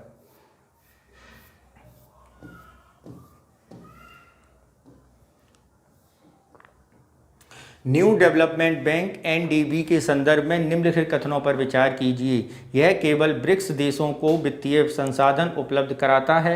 2, बुनियादी ढांचा और सतत विकास परियोजना का वित्त पोषण इसकी प्राथमिकता है। उपरोक्त कथनों में से कितने कथन सही हैं? यदि हम यहाँ पर बात करें तो यह ब्रिक्स देशों को वित्तीय सहायता संसाधन उपलब्ध कराता है, तो एनडीबी जो है न्यू डेवलपमेंट बैंक ऐसा कुछ नहीं करता। इसका उद्देश्य जो है ब्रिक्स और अन्य उभरते हुए बाजारों को संसाधन उपलब्ध कराना है, यानी पहला स्टेटमेंट गलत हो जाएगा। यहीं पर अगर हम बात करते हैं दूसरे स्टेटमेंट के बारे में, तो ये बात बिल्कुल सही है, यानी ऑप्शन जो है बी हमारा सही होगा। नेक्स्ट चलते हैं क्वेश्चन नंबर 47। भारतीय अर्थव्यवस्था के संदर्भ में निम्नलिखित युग्मों पर विचार कीजिए। बॉन्ड हैं और उनके संबंध संबंध हैं, blue bond, yellow bond, transition bond. ठीक है, ब्लू बॉन्ड जो कहा जा रहा है, तो ब्लू बॉन्ड के बारे में यदि हम बात करें तो मित्रों ब्लू बॉन्ड जल प्रबंधन की समुद्री क्षेत्र से संबंधित है, यानी इसमें अगर हम बात करें विकास बैंकों द्वारा और अन्य समुद्री महासागर आधारित परियोजनाओं को वित्त पोषण दिया जाता है। तो ये जो है ब्लू बॉन्ड, ये ट्रांजिशन बॉन्ड यानी जल संसाधन एवं समुद्री क्षेत्र से संबंधित है। ठीक है, येलो बॉन्ड के बारे में बात करें तो येलो बॉन्ड जो है सौर ऊर्जा से संबंधित है। किससे संबंधित है? सौर ऊर्जा से, यानी ये जो है हमारा सही सुमेलित है। ट्रांजिशन बॉन्ड के बारे में यदि हम बात करें तो हरित ऋण प्रतिभूतियों से संबंधित है। किससे है? हरित ऋण प्रतिभूतियों से। तो ये दोनों गलत हैं, ए सही, यानी केवल एक सही होगा। नेक्स्ट चलते हैं क्वेश्चन नंबर 48। क्या है? घरेलू सीमा एवं विदेशों में निजी उद्यम द्वारा अर्जित आय राष्ट्रीय ऋण पर ब्याज आय। 3 सरकार में निजी क्षेत्र को प्राप्त निबल चालू हस्तांतरण उपरोक्त में से कितने व्यक्तिगत आय के स्रोत हैं? तो यहाँ पर यदि हम बात करें जो व्यक्तिगत आय के स्रोत बताए गए हैं तो वो आपके निजी आय और निगम क्षेत्रों की बचतों और निगम कर के बाद जो बचता है वो हैं, इनमें से कोई भी आपकी निजी आय से संबंधित नहीं है। नेक्स्ट चलते हैं क्वेश्चन नंबर 49। भारतीय अर्थव्यवस्था के प्राथमिक क्षेत्र के संदर्भ में निम्नलिखित कथनों पर विचार कीजिए। स्वतंत्रता के बाद से राष्ट्रीय आय में इसकी हिस्सेदारी में निरंतर वृद्धि देखी गई है। 2 यह आधारिक संरचना के निर्माण में अग्रणी भूमिका निभाता है। 3 यह कार्यशील जनसंख्या के अंश के आधार पर सबसे बड़ा क्षेत्रक है। तो इनमें से कौन से कथन सही हैं? तो यहाँ पर यदि हम बात करें स्वतंत्रता के बाद राष्ट्रीय आय में इसकी हिस्सेदारी में निरंतर वृद्धि देखी गई है, प्राइमरी सेक्टर यानी कृषि सेक्टर से बेस्ड होता है, तो ये लगातार गलत है। बिल्कुल, यह आधिकारिक संरचना अग्रणी भूमिका निभाता है, बिल्कुल नहीं। यह कार्यशील जनसंख्या के अंश के आधार का सबसे बड़ा क्षेत्रक है, ये बात बिल्कुल सही है। भारत की बहुत बड़ी आबादी एक प्राइमरी सेक्टर में लगी हुई है, तो ऑप्शन सी हमारा जो होगा सही होगा। नेक्स्ट चलते हैं क्वेश्चन नंबर अगले पर, और अगला क्वेश्चन है हमारा क्वेश्चन नंबर 50। क्या कह रहा है क्वेश्चन नंबर 50, उसे देखते हैं। हाल ही में जम्मू एवं कश्मीर में लिथियम के भंडार पाए गए हैं। लिथियम सिंथेटिक रबर होती है, अवसाद निवारक दवाएं बनाई जा सकती हैं, साबुन में यूज़ किया जा सकता है, ग्लास के फ्लेक्सिंग एजेंट के तौर पर, भंडारण बैटरियों और इलेक्ट्रोलाइट के तौर पर। उपरोक्त में से लिथियम किन किन जगह प्रयोग किया जा सकता है? तो यदि हम लिथियम के संदर्भ में बात करें तो ये सिंथेटिक रबड़ को बनाने में, अवसाद निवारक दवाओं को बनाने में, साबुन बनाने में, ग्लास के फ्लेक्सिंग में, और बैटरियों की कैपेसिटी और उनकी ऊर्जा सांद्रता या ये कहें ऊर्जा संरक्षण या फिर ये कहें बैटरी की कैपेसिटी बढ़ाने में काफ़ी मदद होगी, यानी ऑप्शन डी हमारा यहाँ पर सही होगा। नेक्स्ट चलते हैं क्वेश्चन नंबर 51 पर। क्या है 51, इसे देखते हैं।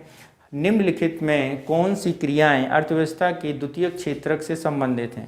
फर्नीचर का निर्माण, कपड़ों के उत्पादन, आवासीय इमारत का निर्माण, बैंकिंग। नीचे दिए गए कूट का प्रयोग कर सही उत्तर चुनना है।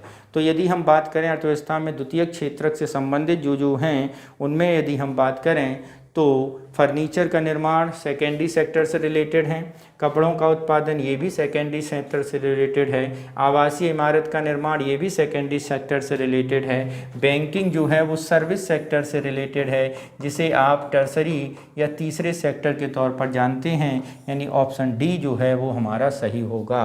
नेक्स्ट चलते हैं क्वेश्चन नंबर 52। क्या कह रहा है 52, उसे समझते हैं। समाजवादी अर्थव्यवस्था के संदर्भ में निम्नलिखित कथनों पर विचार कीजिए। लोगों को दीर्घ उपयोगी उपभोक्ता पदार्थ रखने की छूट होती है। उपभोक्ता हितों के संरक्षण के लिए प्रतियोगिता पर बल दिया जाता है। सभी व्यक्ति श्रमिक होते हैं और सहकर्मी के रूप में कार्य करते हैं। उपरोक्त कथनों में से कौन से कथन सही हैं? तो यहाँ पर यदि हम बात करें उपरोक्त में से कौन से कथन सही हैं, तो समाजवादी अर्थव्यवस्था के संदर्भ में निम्नलिखित कथनों पर विचार कीजिए। लोगों को दीर्घ उपयोगी उपभोक्ता पदार्थ रखने की छूट होती है। उपभोक्ता हितों के संरक्षण के लिए प्रतियोगिता पर बल दिया जाता है। सभी व्यक्ति श्रमिक होते हैं और सहकर्मी के रूप में कार्य करते हैं। तो यहाँ पर यदि हम बात करें कौन कौन सी बातें सही हैं, तो यहाँ पे मित्रों उपभोक्ता हितों के संरक्षण के लिए प्रतियोगिता पर बल दिया जाता है, ये बात गलत है, लेकिन लोगों का दीर्घोपयोगी और सभी व्यक्तियों के श्रमिक होते हैं के आधार पर ऑप्शन बी जो है हमारा सही होगा। नेक्स्ट चलते हैं क्वेश्चन नंबर 53 पर। क्या है 53? देखते हैं मित्रों। 53 एक स्टेटमेंट है और उसके 4 ये ऑप्शंस हैं। पूंजीवादी व्यवस्था में उत्पादन कार्य उपभोक्ता के चयन पर निर्भर करता है। ये बात बिल्कुल सही है, पूंजीवादी व्यवस्था में ऐसा ही होता है। पूंजीवादी व्यवस्था में वस्तुओं और सेवाओं पर अपनी आय को खर्च करने के लिए स्वतंत्र होते हैं। ये दोनों बातें बिल्कुल सही हैं। और यहाँ पर यदि हम बात करें, एक बार को समझ लें, पूंजीवादी अर्थव्यवस्था ऐसी अर्थव्यवस्था होती है जिसके अंतर्गत क्या होता है, हम अपना सरकार जो होती है वो प्राइवेट सेक्टर से उत्पादन कराती है, ठीक है, और निजी क्षेत्र इसमें काफ़ी अहम भूमिका में रहता है और इस आधार पर ऑप्शन ए सही होगा। नेक्स्ट चलते हैं क्वेश्चन नंबर 54 पर। क्या है 54?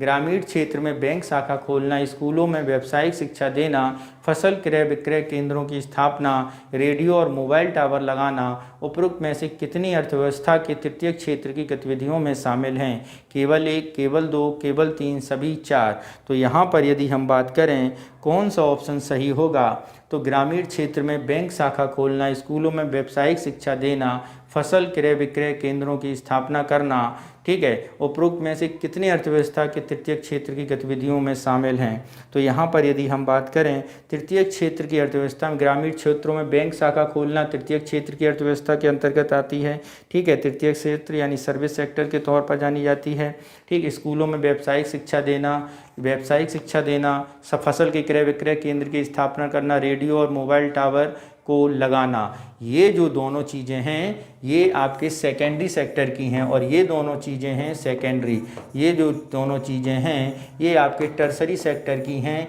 यानी सर्विस सेक्टर की हैं। तो ये दोनों सही होंगे, ऑप्शन बी हमारा सही होगा। नेक्स्ट चलते हैं क्वेश्चन नंबर 55 पर।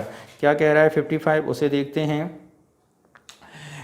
समुद्री घास के संदर्भ में निम्नलिखित कथनों पर विचार कीजिए। समुद्र तटीय सुरक्षा, तटीय जल की गुणवत्ता में वृद्धि, स्थानीय अर्थव्यवस्था में अवरोध, कार्बन पृथक्करण में सहायक, लीवर कैंसर के इलाज में उपयोगी। तो इसमें बताना है किस किस में समुद्री घास का प्रयोग होता है। तो समुद्री जीवों के आहार के लिए भी जाना जाता है, बिल्कुल बात सही है, ठीक है। लीवर और के कैंसर के इलाज में उपयोगी है, ये भी सही है। कार्बन पृथक्करण में सहायक होती है, ये भी सही है, ठीक है।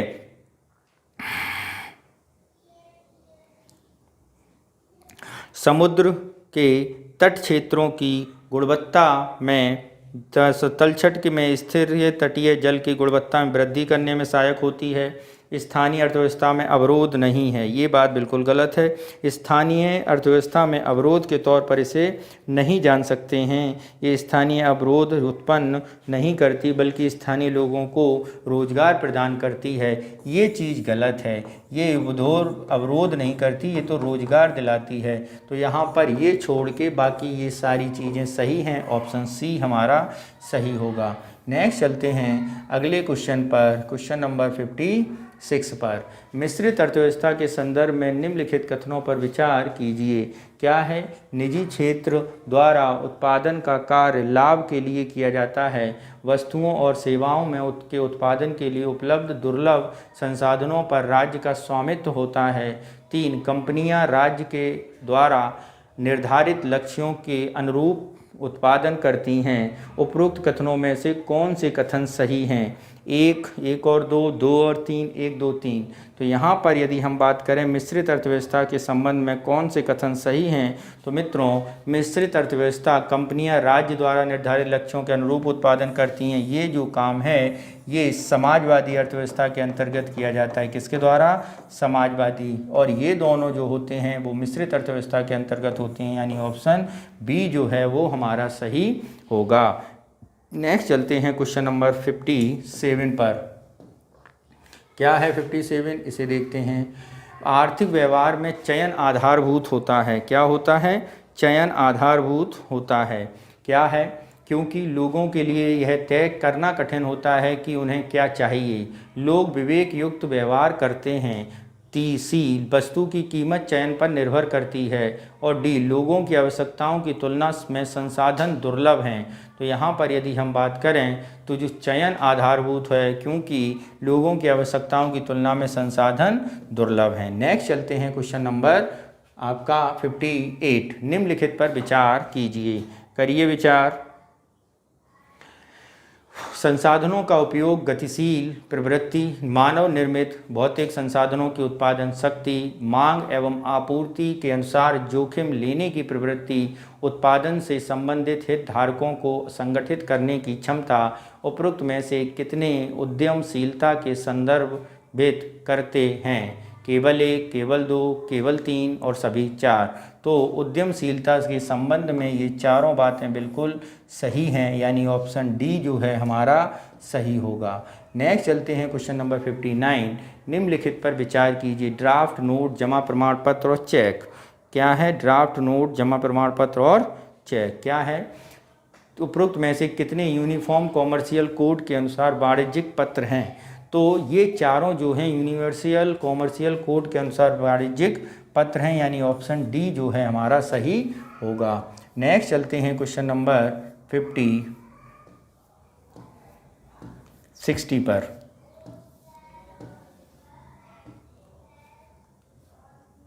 तो सबसे पहले बात करते हैं शब्दावली सिग्नियोरेज से। सरकार द्वारा मुद्रा ढालने या नोट छापने से होने वाले लाभ से, आर्बिट्रेज भिन्न भिन्न बाजारों में प्रचलित कीमत अंतरों के लाभ उठाने की प्रक्रिया से, ईएसजी एक प्रकार के म्यूचुअल फंड से, और एबिटा मार्जिन किसी कंपनी के राजस्व के प्रतिशत में उसके परिचालन लाभ की माप से। तो यहाँ पर यदि हम बात करें तो सिग्नियोरेज क्या होती है? सरकार द्वारा मुद्रा ढालने या नोट छापने की एक लागत।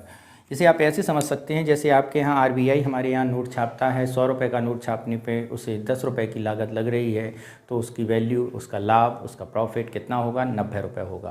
तो यही सिग्नियोरेज है, यानी पहला जो कि है सही सुमेलित है। दूसरे की बारे में बात करें, आर्बिट्रेज क्या होता है मित्रों? आर्बिट्रेज होता है जैसे मान लो कहीं पर एक ऐसा बाज़ार जहाँ पर हमें कम कीमत का बॉन्ड वगैरह मिल जाता है, सिक्योरिटीज़ मिल जाती हैं, और एक ऐसा बाज़ार जहाँ पर हमें उससे उच्च कीमत उस बॉन्ड की मिले। तो होता क्या है कि कई लोग जो निवेशक होते हैं वो कम बाज़ार वाली चीज़ों से बस बॉन्ड्स खरीद लेते हैं और उच्च कीमत पर ले मार्केट में जाके बेच देते हैं। तो इसे ही बोला जाता है अंतरों से लाभ उठाने की प्रक्रिया। ईएसजी के बारे में बात करें तो ई यहाँ पे एनवायरनमेंट है, एस यहाँ पे सोशल है, और जी यहाँ पे गवर्नेंस है, यानी पर्यावरण, सामाजिक और प्रशासनिक व्यवस्था एक प्रकार का म्यूचुअल फंड होता है। ये बिल्कुल सही है। एबिटा मार्जिन कंपनी के राजस्व प्रतिशत में परिचालन लाभ की माप होती है, ये भी सही है। यानी ये चारों सही सुमेलित हैं, तो ऑप्शन डी हमारा सही हो जाएगा।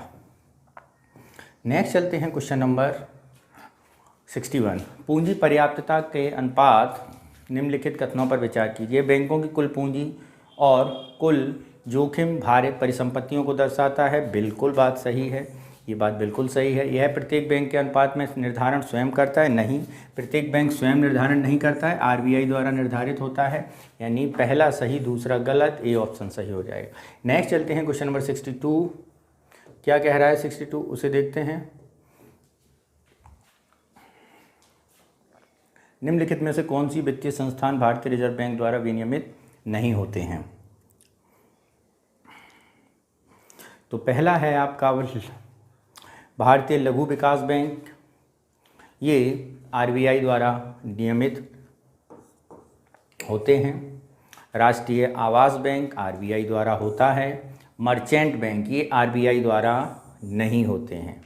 भारतीय निर्यात आयात बैंक ये आरबीआई द्वारा होता है। और निधि कंपनियां यानी फाइनेंशियल कंपनियां ये भी आरबीआई द्वारा होती हैं। यानी कौन कौन विनियमित नहीं होता? मर्चेंट बैंक और निधि कंपनियां विनियमित नहीं होती हैं, बाकी ये तीनों होती हैं। तो ऑप्शन बी हमारा सही उत्तर होगा, 3 और 5। नेक्स्ट चलते हैं क्वेश्चन नंबर 63 पर। क्या है? गैर बैंकिंग कंपनियां यानी एनबीएफसीएस के संदर्भ में निम्नलिखित कथनों पर विचार कीजिए। सभी गैर बैंकिंग वित्तीय कंपनियां रिजर्व बैंक द्वारा विनियमित होती हैं। ये बात बिल्कुल गलत है। सभी गैर बैंकिंग कंपनियां रिजर्व बैंक द्वारा नहीं होती। सभी गैर बैंकिंग कंपनियां मांग और देय द्वारा जमा राशि स्वीकार कर सकती हैं, ये भी गलत है। सभी गैर बैंकिंग वित्तीय कंपनियां तरलता बफर बनाए रखने में अनिवार्य हैं, बिल्कुल, ये भी बात बिल्कुल गलत है। यहाँ पर कोई भी कथन सही नहीं है, यानी ऑप्शन कौन सा हो जाएगा, डी हमारा हो जाएगा। आप ऐसे समझ सकते हैं जैसे आपका एयरटेल हो गया, गूगल पे हो गया, यहाँ पे आप किसी प्रकार की सावधि जमा या चालू खाता करंट अकाउंट नहीं खुला सकते हैं, ठीक है, यानी ये सही हो गया। नेक्स्ट चलते हैं क्वेश्चन नंबर 64 पर। क्या है 64? निम्नलिखित पर विचार कीजिए। संस्थाओं का पंजीकरण करना, क्रेडिट गारंटी योजना तैयार करना, उद्यमियों को बीमा कवर प्रदान करना, वित्तीय समावेशन को बढ़ावा देना। उपरोक्त में से कितने मुद्रा बैंक के कार्य के संदर्भ में सही हैं? तो यहाँ पर यदि हम बात करें कितने कार्य के संबंध में सही हैं, तो मुद्रा बैंक के संबंध में यदि हम बात करें तो सबसे पहली बात होती है, मुद्रा बैंक का अर्थ क्या होता है, माइक्रो यूनिट्स डेवलपमेंट, और 8 अप्रैल 2015 को प्रधानमंत्री मुद्रा योजना के तहत इसे लॉन्च किया गया था और 100% पूंजी भारतीय लघु विकास बैंक यानी सिडबी साई कंपनी के तौर पर बनाई गई है। मुद्रा बैंक मुख्य रूप से निम्न कार्य करता है। तो पहला कार्य है MFI संस्थाओं को मान्यता देना, के ठीक है। दूसरा, लघु वित्तीय व्यवसाय के नीतिगत दिशा निर्देश करना, ठीक है। तीसरा है वित्तीय समावेशन को बढ़ावा देना, ठीक है, क्या करना, वित्तीय समावेशन को बढ़ावा देना, ठीक है। इसके अलावा उद्यमों को बीमा कवर प्रदान कराना, ये माइक्रो फाइनेंस कंपनी का या मुद्रा बैंक का कार्य नहीं है, बाकी ये तीनों इनके कार्य हैं। तो ऑप्शन कौन सा हो जाएगा, सी हो जाएगा, यानी सी हमारा सही उत्तर होगा। नेक्स्ट चलते हैं क्वेश्चन नंबर 65। हाल ही में चर्चा में रहे हिमालयी गिद्ध के संदर्भ में निम्नलिखित कथनों पर विचार कीजिए। तिब्बत पठार की स्थानिक प्रजाति है, यह IUCN की लाल सूची के अंतर्गत संवेदनशील श्रेणी में शामिल है। उपरोक्त कथनों में से कौन से कथन सही हैं? तो यदि हम यहाँ पर कथन के बारे में बात करें तो उपरोक्त कथनों में से तिब्बत का स्थानिक प्रजाति है, ये बात बिल्कुल सही है, ठीक है। हिमालयी गिद्ध तिब्बत का स्थानिक प्रजाति है। और दूसरी बात करें तो ये हिमालयी गिद्ध international union for conservation of nature IUCN की लाल सूची के अंतर्गत आता है, लेकिन ये संवेदनशील श्रेणी के अंतर्गत नहीं बल्कि यह खतरे के करीब के तौर पर जाना जाता है, यानी ये गलत, ये सही, ठीक है। तो ऑप्शन ए हमारा जो होगा सही होगा। नेक्स्ट चलते हैं क्वेश्चन नंबर 66। क्या है, उच्च शक्ति के संदर्भ में मुद्रा के संदर्भ में निम्नलिखित कथनों में से कौन सा कथन सही है? यह जनता द्वारा वाणिज्यिक बैंकों के पास जमा की गई राशि है, यह देश के मौद्रिक प्राधिकरण के कुल देयता है, यह केवल वाणिज्यिक बैंकों द्वारा वित्तीय बैंक के पास रखा गया है, कुल जमा है, यह बैंकों द्वारा धारित जनता की शुद्ध मांग और समय देनदारियों का मूल्य है। तो यहाँ पर यदि हम बात करें, यह देश की मौद्रिक प्राधिकरण की कुल देयता के तौर पर इंडिकेट किया जाता है। नेक्स्ट चलते हैं क्वेश्चन नंबर हमारा अगला।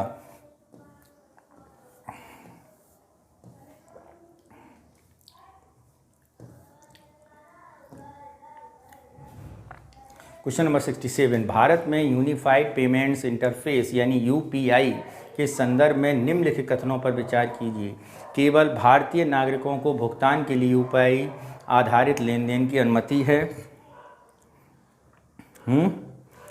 ठीक है। भारत एवं सिंगापुर ने यूनिफाइड पेमेंट इंटरफेस में पे नाउ लिंकेज लॉन्च किया है और QR के जरिए आप क्या कर सकते हैं, भुगतान कर सकते हैं। पर्सन टू पर्सन भी भुगतान किया जा सकता है, ठीक है। और यहाँ पर केवल भारतीय नागरिकों के लिए UPI आधारित लेन देन की अनुमति दी गई है, ये बात निहायत ही गलत है। दोनों के ये है, NRI भी कर सकते हैं। प्रत्येक बैंक अपने स्वयं का मोबाइल UPI ऐप प्रदान करता है, बिल्कुल सही है। सिंगापुर पहला देश है जो पर्सन टू पर्सन UPI भुगतान कर रहा है, दोनों बातें सही हैं, यानी ऑप्शन बी जो है हमारा सही होगा। नेक्स्ट चलते हैं क्वेश्चन नंबर 68। क्या कह रहा है 68, इसे देखते हैं। निम्नलिखित पर विचार कीजिए। उद्यमी का वेतन हस्तांतरण आय, कर्मचारियों का पारिश्रमिक, पूंजी उपयोग के लिए भुगतान, उपरोक्त में से कौन अर्थव्यवस्था में साधन आय के अंतर्गत शामिल है? तो साधन आय के अंतर्गत यदि हम बात करें तो सबसे पहले साधन आय पता होनी चाहिए। उत्पादन के साधन द्वारा साधन स्वामी को अपने साधन की सेवाएं उत्पादक इकाइयों में सुलभ कराने के बदले में मिली राशि को साधन आय कहा जाता है। ठीक है, और इसके अंतर्गत यदि हम बात करें तो उद्यमी का वेतन होता है, कर्मचारियों का पारिश्रमिक होता है और पूंजी उपयोग का भुगतान होता है। हस्तांतरण आय इसके अंतर्गत नहीं आती है, यानी ऑप्शन डी जो है हमारा सही हो जाएगा। नेक्स्ट चलते हैं क्वेश्चन नंबर 69। निम्नलिखित में से कौन से आय के चक्रीय प्रवाह को दर्शाते हैं? परिवारों से साधन सेवाओं की खरीदारी, उत्पादकों को पूंजी उधार देना, वस्तु और सेवाओं का निर्यात, वस्तु और सेवाओं का आयात। नीचे दिए गए कूट का प्रयोग कर सही उत्तर चुनिए। यदि हम इसमें बात करें सही उत्तर के चुनने की, तो ये जो सारी बातें कही हैं वो आय के चक्रीय प्रवाह को दर्शाती हैं। चाहे परिवारों से साधन सेवाओं की खरीदारी हो, उत्पादकों को पूंजी उधार देने से संबंधित हो, वस्तु और सेवाओं का निर्यात हो और आपका वस्तु और सेवाओं का आयात हो, ये चारों बातें सही हैं, यानी ऑप्शन डी जो है हमारा सही होगा। नेक्स्ट चलते हैं क्वेश्चन नंबर 70। क्या कह रहा है 70, इसे समझते हैं। हाल ही में चर्चा में रहे पॉलीमेटेलिक नूडल्स की उपयोगिता के संदर्भ में निम्नलिखित पर विचार कीजिए। स्मार्टफोन, संधारित्र, रिचार्जेबल बैटरी, सौर पैनल। तो यहाँ पर यदि हम बात करें, क्या बात पॉलीमेटिक नूडल्स की उपयोगिता के संदर्भ में ये सारी बातें बिल्कुल सही हैं। देखें, ये सभी बातें नूडल्स में उपयोग में की जाती हैं, बिल्कुल सही हैं। नेक्स्ट चलते हैं क्वेश्चन नंबर 71। यूएसए में स्थित भारतीय दूतावास, समुद्र में भारतीय मछुआरों के जहाज, एयर इंडिया की अंतर्राष्ट्रीय उड़ान, भारत में स्थित जापानी दूतावास, उपरोक्त में से कितने भारत के आर्थिक क्षेत्र घरेलू सीमा में शामिल हैं? केवल 1, केवल 2, केवल 3, सभी 4। यदि हम बात करते हैं यहाँ पे भारतीय सीमा के अंतर्गत, तो यूएसए में स्थित भारतीय दूतावास घरेलू सीमा में आएगा। समुद्र में भारतीय मछुआरों के जहाज, ठीक है, अंतर्राष्ट्रीय उड़ान, भारत में स्थित जापानी दूतावास। तो यहाँ पर यदि हम बात करें भारत में स्थित जापानी दूतावास के अलावा ये तीनों जो क्षेत्र हैं वो भारतीय आर्थिक क्षेत्र के अंतर्गत ही आएंगे, यानी ऑप्शन सी हमारा सही होगा। नेक्स्ट चलते हैं क्वेश्चन नंबर 72 पर। क्या है? निम्नलिखित किन परिस्थितियों में मूल कंपनी द्वारा कैप्टिव बीमा कंपनी का निर्माण किया जाता है? व्यावसायिक जोखिम के बीमा के लिए उपयुक्त बाहरी फर्म का अभाव, बीमा प्रीमियम भुगतान के जरिए कर की बचत, मूल कंपनी के विशिष्ट जोखिमों के लिए किफ़ायती कवरेज प्रदान करने के लिए।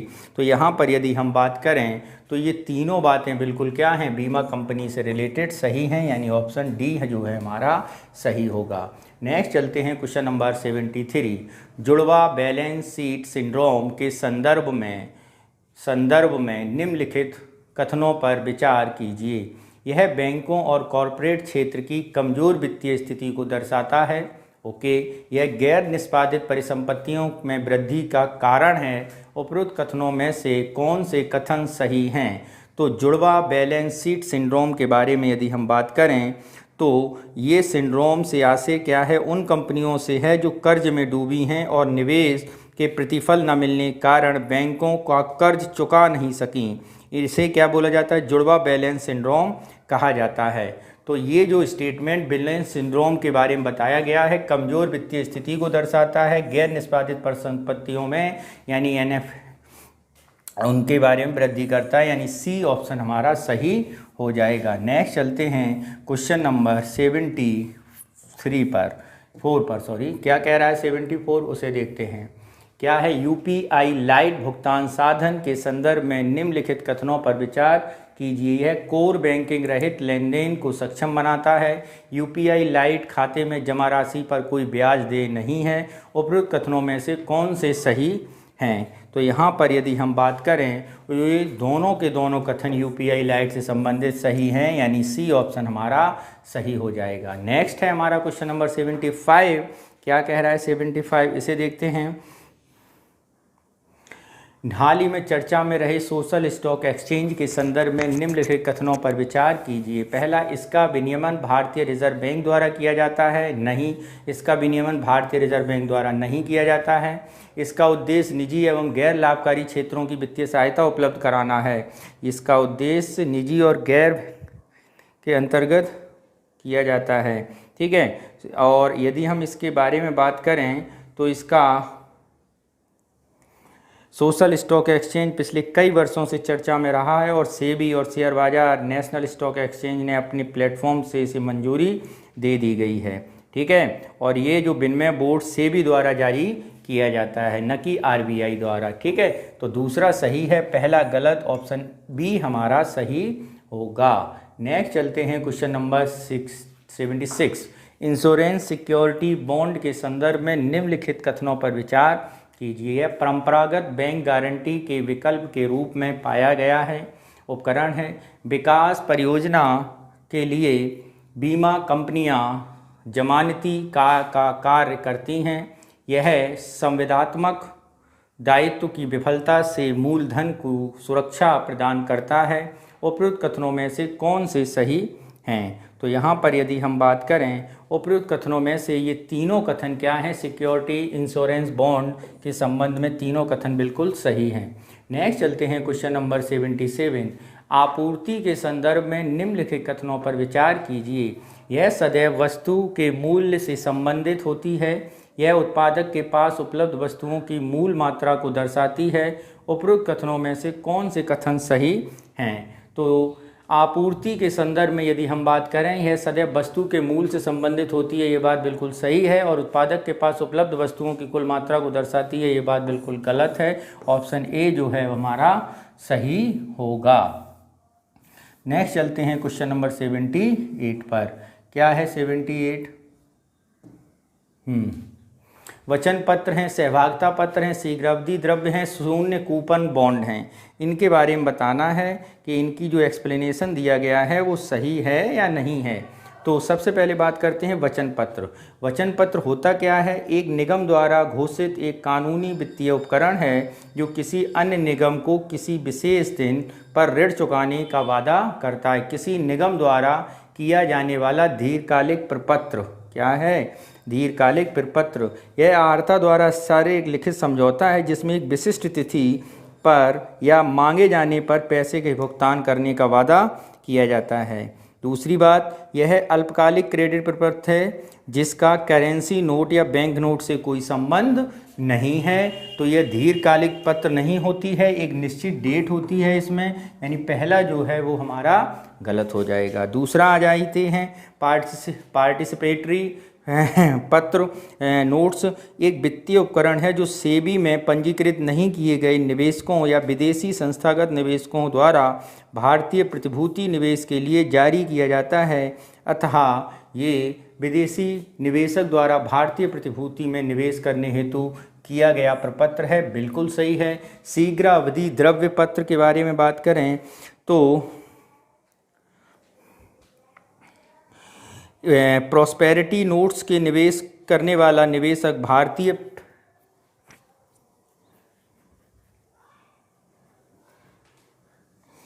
कॉल मनी के बारे में अगर हम देखें तो ऐसे ऋण को कहते हैं जो अगले दिन की वापसी की शर्त पर प्रदान किए जाते हैं। अंतर बैंक लेन देन में प्रयुक्त अल्प अवधि इसे कॉल मनी मार्केट के तौर पर भी दिया जाता है, अल्प अवधि का वित्त होता है, बिल्कुल सही है। शून्य कूपन बॉन्ड वाणिज्यिक बैंक द्वारा निगमों को निर्गत किए जाने वाला ब्याज रहित है। तो ये शून्य बॉन्ड के बारे में एक प्रकार का बॉन्ड है जो आवधिक ब्याज भुगतान नहीं करता या कूपन नहीं बनाता, बल्कि परिपक्वता पर एक मुश्त भुगतान करता है और बड़ी छूटें और व्यापारित होता है।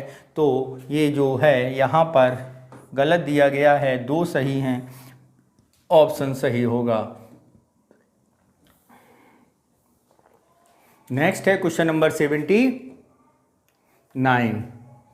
निम्नलिखित कथनों पर विचार कीजिए।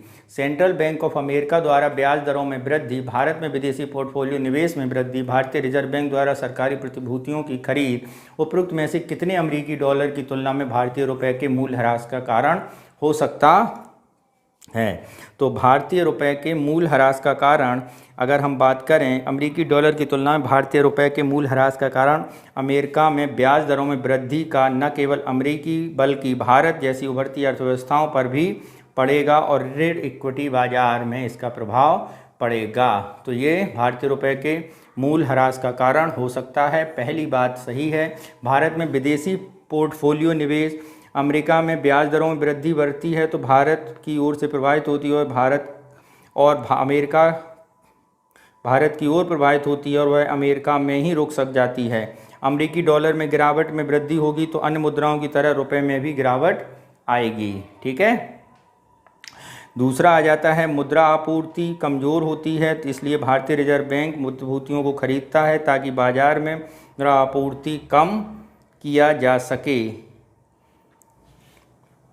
भारतीय इक्विटी बाजारों में भारी निवेश पोर्टफोलियो निवेशकों के समर्थन में कमी भी रुपए के ह्रास का कारण बनती है। ठीक है। मुद्रा में विदेशी पोर्टफोलियो निवेश में वृद्धि भी ये मुद्रा के ह्रास का कारण बन जाएगी। ठीक है। जबकि मुद्रा आपूर्ति में वृद्धि तब होती है जब प्रतिभूतियां खरीदी जाती हैं, यानी ये चीज़ मुद्रा में ह्रास नहीं होगा, वृद्धि करेगा। यानी दो स्टेटमेंट हमारे सही हैं।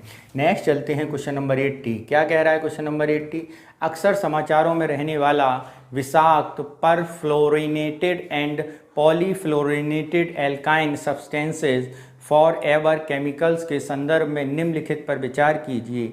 जनन क्षमता में कमी, बच्चों के विकास में बाधक, हार्मोन असंतुलन, कोलेस्ट्रॉल स्तर में वृद्धि, कैंसर का कारक, उपरोक्त में से कितने फॉरएवर केमिकल्स के दुष्प्रभावों में शामिल हैं? 2, 3, 4 और 5। तो यहाँ पर यदि हम बात करें तो ये जो सभी 5 बातें की गई हैं ये सभी 5 सही हैं। ऑप्शन डी हमारा सही होगा। नेक्स्ट चलते हैं क्वेश्चन नंबर 81 पर। क्या है 81?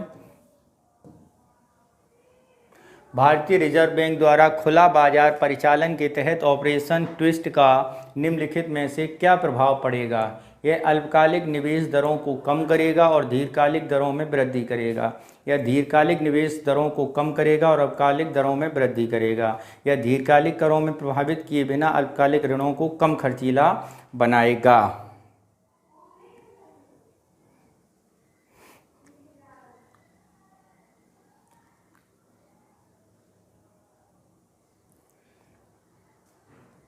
ठीक है। और इसका अर्थव्यवस्था की बचत पर कोई प्रभाव नहीं होगा। तो अगर हम इसके बारे में बात करें, ट्विस्ट में दीर्घकालिक निवेश करों को कम करेगा और अल्पकालिक निवेशों में वृद्धि करेगा। खुला बाजार परिचालन के तहत ऑपरेशन ट्विस्ट पर यह प्रभाव पड़ता है।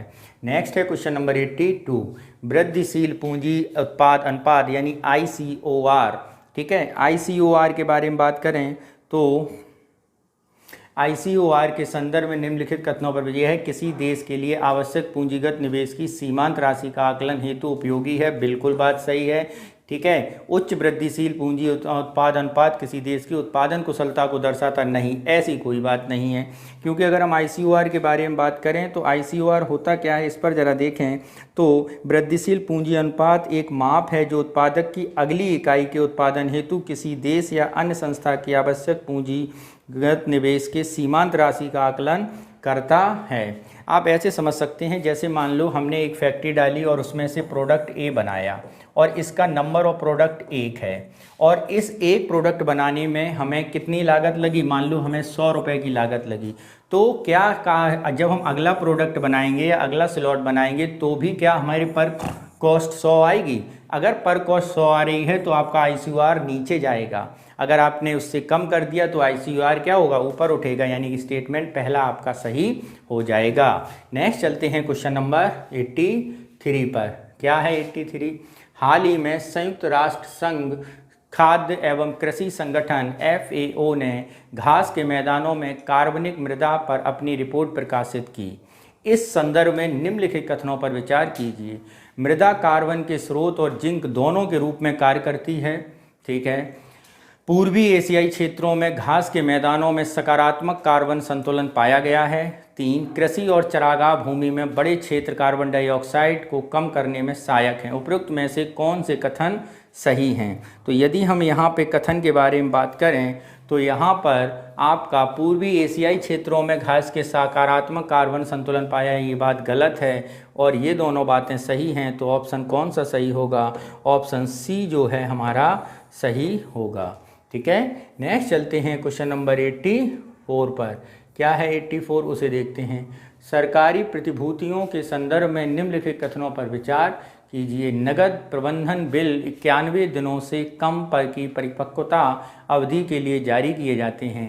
रेपो बाजार से धन उधार लेने के लिए संपार्श्विक के रूप में उनका उपयोग प्रतिबंधित है। उपरोक्त कथनों में से कौन सा कथन सही है?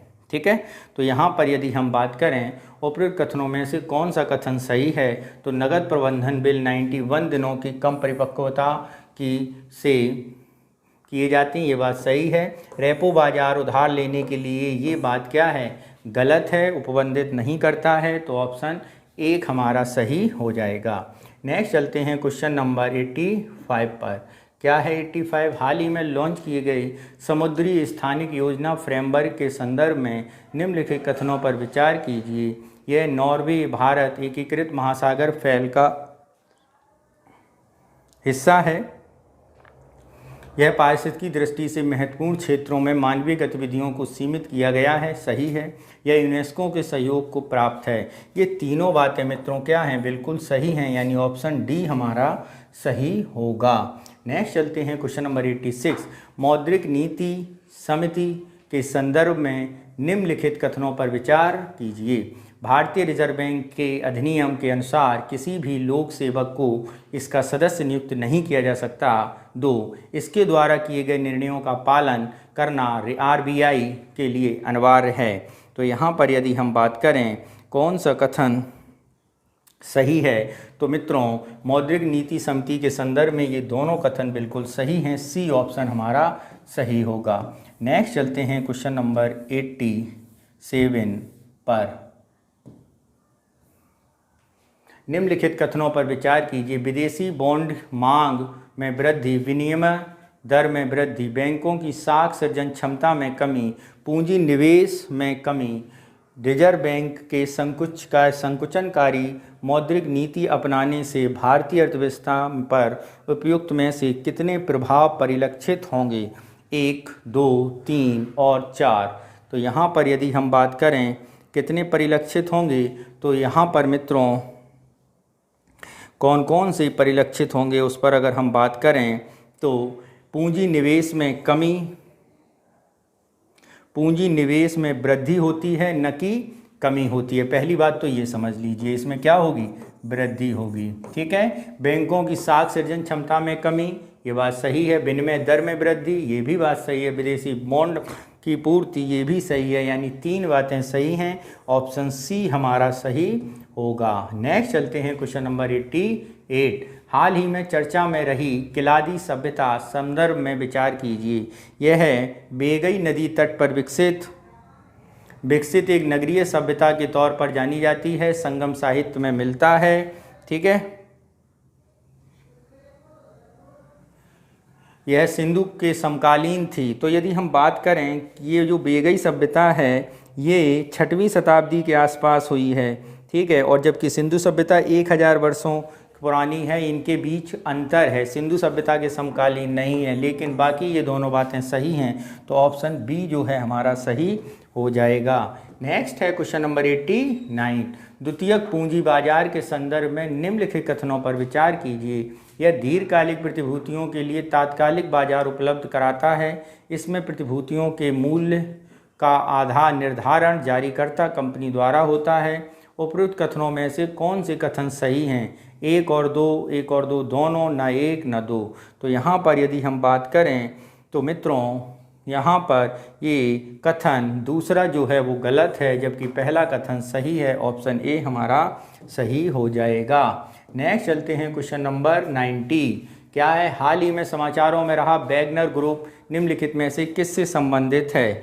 वैगनर ग्रुप के बारे में यदि हम बात करें तो है क्या ये 2023 के आरंभ में वैगनर ग्रुप एक प्रमुख रूस रूस को एक पूर्वी यूक्रेन के क्षेत्रों में कब्जा करने में 2 साल लगने की बात कही।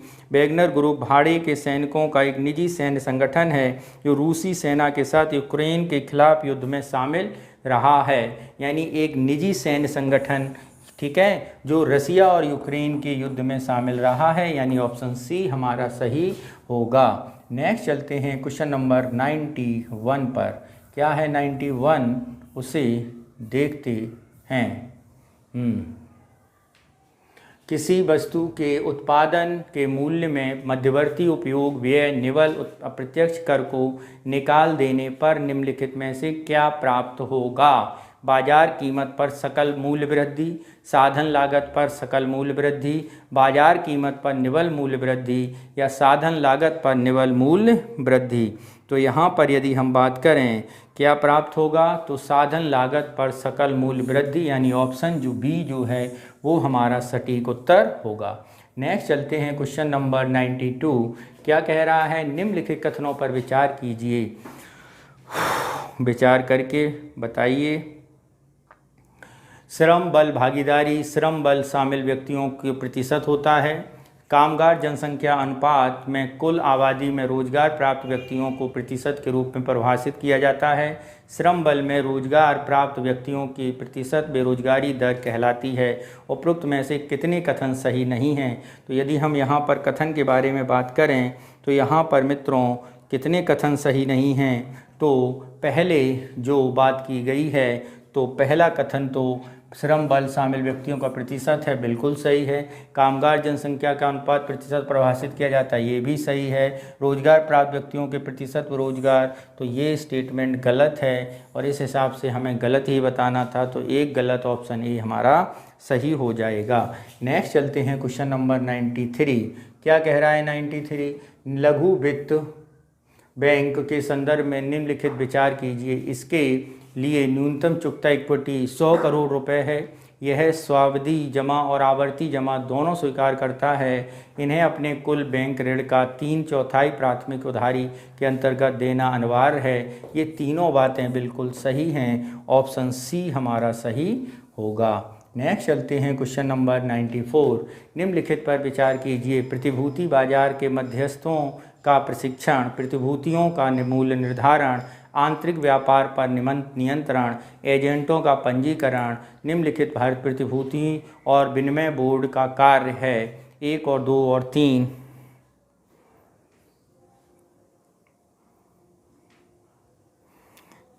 इस पर अगर हम बात करें तो कौन सा कथन सही होगा? प्रतिभूति बाजार मध्यस्थों का प्रशिक्षण सही है, प्रतिभूतियों का मूल्य निर्धारण गलत है, आंतरिक व्यापार नियंत्रण सही है, एजेंटों का पंजीकरण सही है। भारतीय प्रतिभूति विनिमय बोर्ड के कार्य यही 3 हैं, यानी ऑप्शन बी हमारा सही हो जाएगा। नेक्स्ट चलते हैं क्वेश्चन नंबर 95 पर।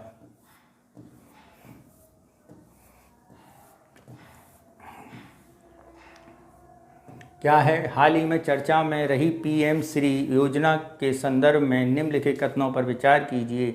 इसका उद्देश्य विद्यालयों में समावेशी शिक्षण वातावरण का निर्माण करना है। ओके। इसका नवोदय विद्यालय समिति के प्रशासनिक ढांचे के माध्यम से लागू किया जा रहा है। ये दोनों बातें क्या हैं? बिल्कुल सही हैं, यानी ऑप्शन सी हमारा सही होगा। नेक्स्ट है क्वेश्चन नंबर 96। हाल ही में चर्चा में रहा त्वरित सुधारात्मक कार्रवाई पीसीए फ्रेमवर्क निम्नलिखित में से किससे संबंधित है? बाजार में मुद्रा के उतार चढ़ाव का आरबीआई द्वारा विनियमन, घाटे में चल रहे बैंकों का सरकार द्वारा पुनर्पूंजीकरण कार्यक्रम, कागज रहित बैंकिंग, बैंकों की खराब वित्तीय स्थिति में सुधार। तो यहाँ पर यदि हम बात करें इससे संबंधित, तो यहाँ पर होगा बैंकों की खराब वित्तीय स्थिति में सुधार के लिए पीसीए फ्रेमवर्क संबंधित था। नेक्स्ट है क्वेश्चन नंबर 97। आर्थिक सर्वेक्षण 23-24 के में प्रयुक्त पद रिवर्स फ्लिपिंग निम्नलिखित में से किसे निर्दिष्ट करता है? भारतीय कंपनी के संपूर्ण स्वामित्व को किसी विदेशी इकाई को हस्तांतरित करना, किसी विदेशी स्टार्टअप का भारत में अपना अधिवास स्थानांतरित कर भारतीय स्टॉक एक्सचेंजों पर सूचीबद्ध होना, किसी भी भारतीय कंपनी के स्वामित्व वाली सभी बौद्धिक संपदा और डेटा का किसी विदेशी इकाई का हस्तांतरण करना, निवेशकों की प्राथमिकताएं जैसे इंक्यूबेटरों तक पहुंच तथा विशेष अधिवास पर जोर। तो यहाँ पर यदि हम बात करें कौन सी बात सही होगी, तो यहाँ पर सही होगी विदेशी स्टार्टअप का भारत में अपना अधिवास स्थानांतरित करना। नेक्स्ट क्वेश्चन है क्वेश्चन नंबर 98 पर। क्या है 98? हाल ही में चर्चा में रहा Indo Pacific economic framework for prosperity के संदर्भ में निम्नलिखित कथनों पर विचार कीजिए। इसे संयुक्त राज्य अमेरिका और पैसिफिक क्षेत्र के अन्य भागीदारी देशों के फ्रांसिस्को में लॉन्च किया गया था। ठीक है, यानी ये जो बात की गई है, ये जो किया गया था 23 मई 2022 को टोक्यो में शुरू किया गया था, न कि सैन फ्रांसिस्को में। कहाँ पे? जापान की राजधानी टोक्यो में। यानी ये बात गलत हो जाएगी। इसका उद्देश्य हिंद प्रशांत क्षेत्र में स्थिरता, आर्थिक विकास, प्रतिस्पर्धात्मकता को बढ़ावा। ये बात सही है। नेक्स्ट देखते हैं स्टेट क्वेश्चन क्या क्या हैं। इस भारत ने जैव ईंधन, ई कचरा पुनर्चक्रण जैसे कार्यक्रमों को प्राथमिकता देने का प्रस्ताव रखा। ये भी बात सही है। यानी दो बातें बिल्कुल सही हैं। ऑप्शन बी जो है हमारा सही होगा। नेक्स्ट है क्वेश्चन नंबर 99। क्या है 99? निम्नलिखित कथनों पर विचार कीजिए। सरकारी कर्मचारियों को दिया जाने वाला वेतन तथा पेंशन, सरकार पर भारित रक्षा व्यय, सरकार का डाक घाटा, सामाजिक सेवाओं पर किया गया व्यय, शेयर मार्केट में किया गया निवेश, उपरोक्त में से कितने राजस्व व्यय में सम्मिलित हैं? तो यहाँ पर यदि हम बात करें